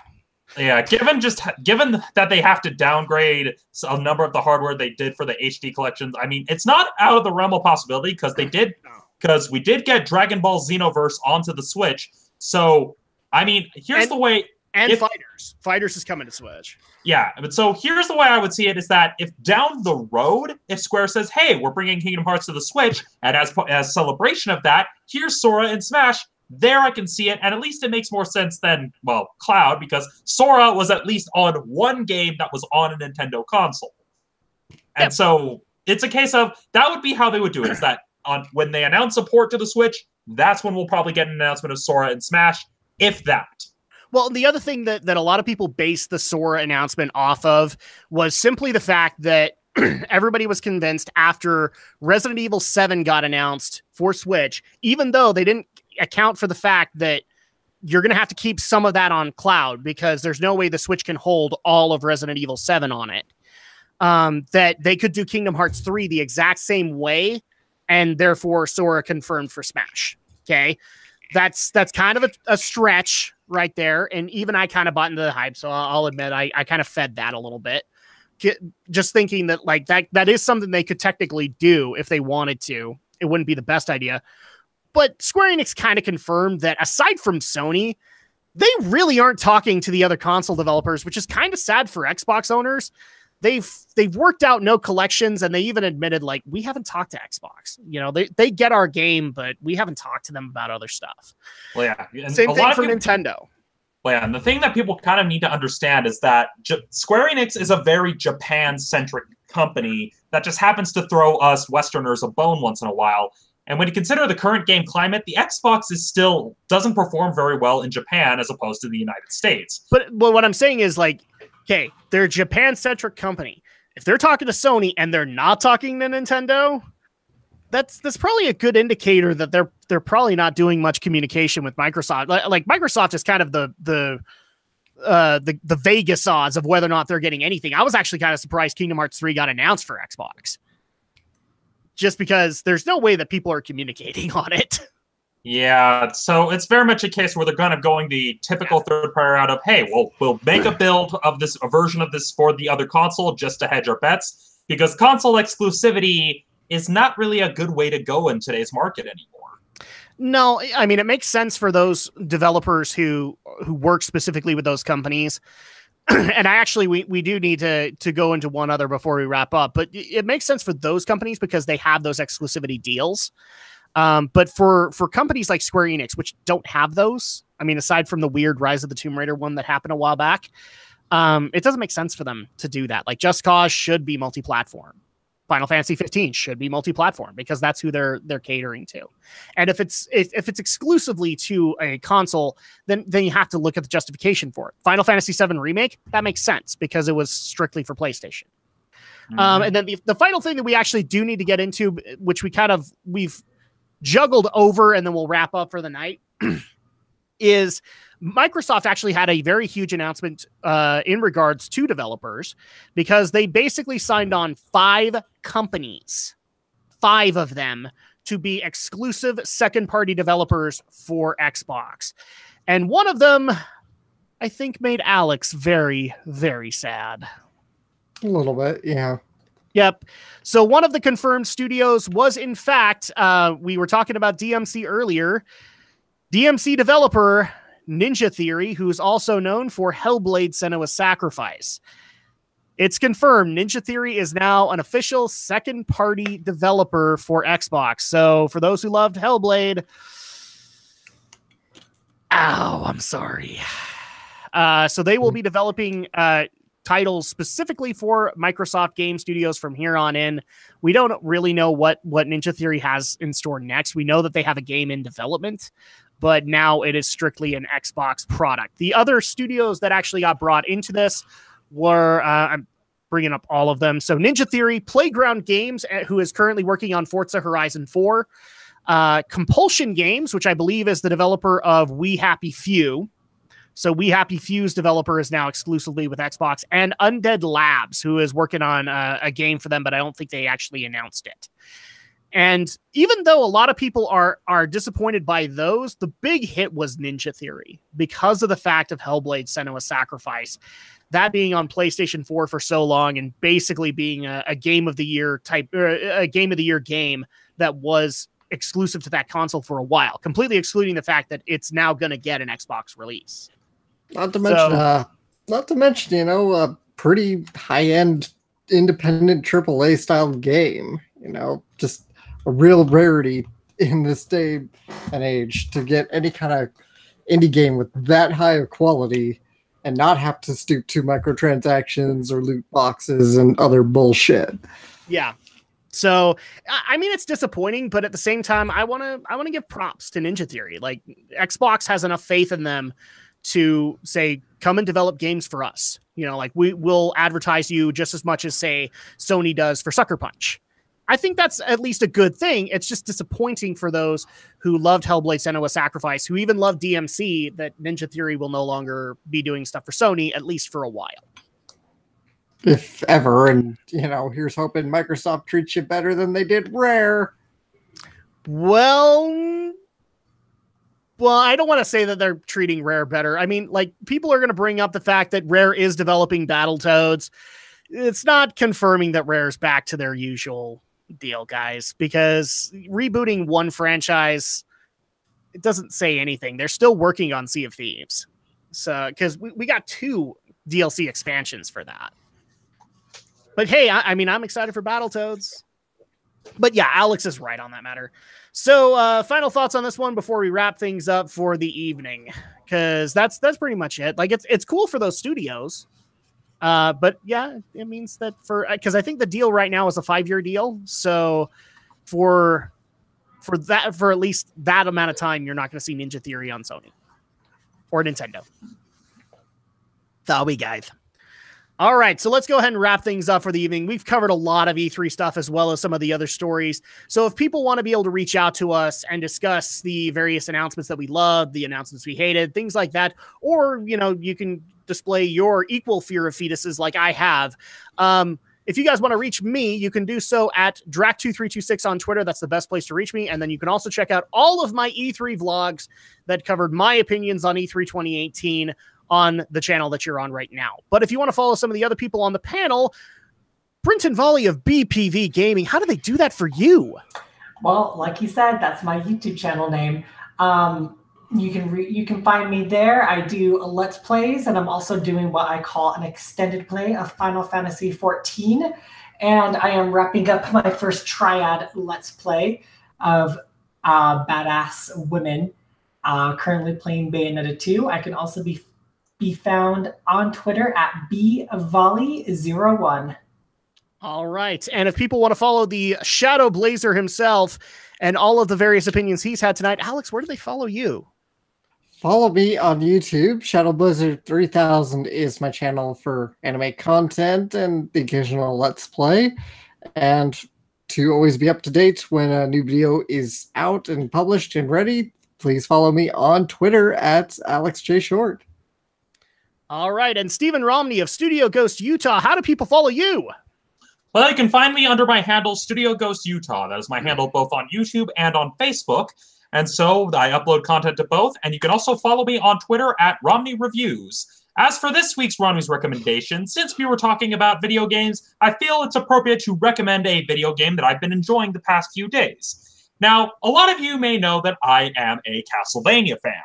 And, well, although we haven't actually been following the Castlevania franchise because Konami is an awful company and I'm honestly reluctant to buy Smash because of it, but the game that I've been playing the past few days, so as we were going through all the E3 coverage, is Bloodstained Curse of the Moon. And Adam is geeking out. For those of you listening at home, I kept on forgetting to ask you if you had gotten Curse of the Moon. And yes, to answer that question, I have. Now, to explain, it all comes down to one developer by the name of Koji Igarashi, who was kind of the main person behind the Castlevania franchise until he left Konami. He has then crowdfunded a successor to Castlevania called Bloodstained Ritual of the Night, and they had one major stretch goal, and that was a 8-bit retro-style spin-off of Bloodstained Ritual of the Night. And, well, they've delivered on that game. They've given it to the backers, but they've also released it for sale for $10 across the multiple platforms. So I believe it's like PlayStation 4, PlayStation Vita, Steam, Xbox, and the platform I got it on, 3DS, and also Switch. Yep. And so if you ever wanted to play an 8-bit old-school style Castlevania game done in the tradition of Castlevania 3 Dracula's Curse, but with a few extra challenges in there reflecting modern game design, this is the game for you. To basically give you the very short premise, you play the demon hunter Zangetsu, but over the course of your 8-bit adventure, you recruit 3 other characters. Or you can choose to leave them behind and go on the journey alone. The choice is yours, but it's probably been the most Castlevania-like game I have played in years, which makes sense, because, again, you had Iga at the helm. And so that's this week's Romney's recommendation is Bloodstained Curse of the Moon, available pretty much almost on every platform, I think. Pretty much. And one quick clarification, I think he was the director for it, but he was actually kind of in an advisory role. They hired a different studio for it, didn't they? Yes, the studio behind Bloodstained Curse of the Moon is Inti Creates, who many of you may know for Mega Man ZX, Azure Striker Gunvolt, among a few other franchises. And so those are the games to kind of get a gauge. The main one they pushed was Azure Striker Gunvolt. They started with Mega Man ZX, and so that's their track record. Inti Creates, although I wasn't a big fan of Gunvolt, they've redeemed themselves in my eyes with Curse of the Moon. Yeah, and this is also just, as Iga's kind of pointed out, and other developers that were at E3, this is a good thing to tide you over while they finish up Ritual of the Night so that you guys can check that out. So that's Bloodstained Curse of the Moon. I recommend it wholeheartedly. I've actually got it up on the reviewing block very soon. So with that, also, if you guys want to follow the podcast and continue to support it, because we love you guys supporting the podcast, you can do so by following our initial RSS feed, which is geekyweek.podomatic.com. Or you can look up the GNRO podcast on iTunes or Google Play for Android users. So you can do that. You can also follow the podcast on social media under the exact same tagline for either Facebook or Twitter, which is GeekyNRO. And you'll get up-to-the-minute information when we're going live, the stuff we'll be talking about, the various stories we might actually have that didn't make it, the pre-show stuff. That stuff will start showing up in the social media feed for you guys to comment on. And then also, if you want to submit stories like a lot of people did for both E3 as well as the other stories we covered, you can do so at geekyweek@gmail.com. And that's going to go ahead and do it for us this evening. Thank you guys so much for the extra patience that you guys have given this weekend since we weren't able to make Friday work. I promise that we will be back to regular schedule as of next week, so you guys can look forward to that then. But that's going to go ahead and do it for us this evening. Thank you guys so much for watching. And for me, for Brinton, for Alex, and for Romney, we'll be back next week for even more geek news, reviews, and opinions. We'll see you then.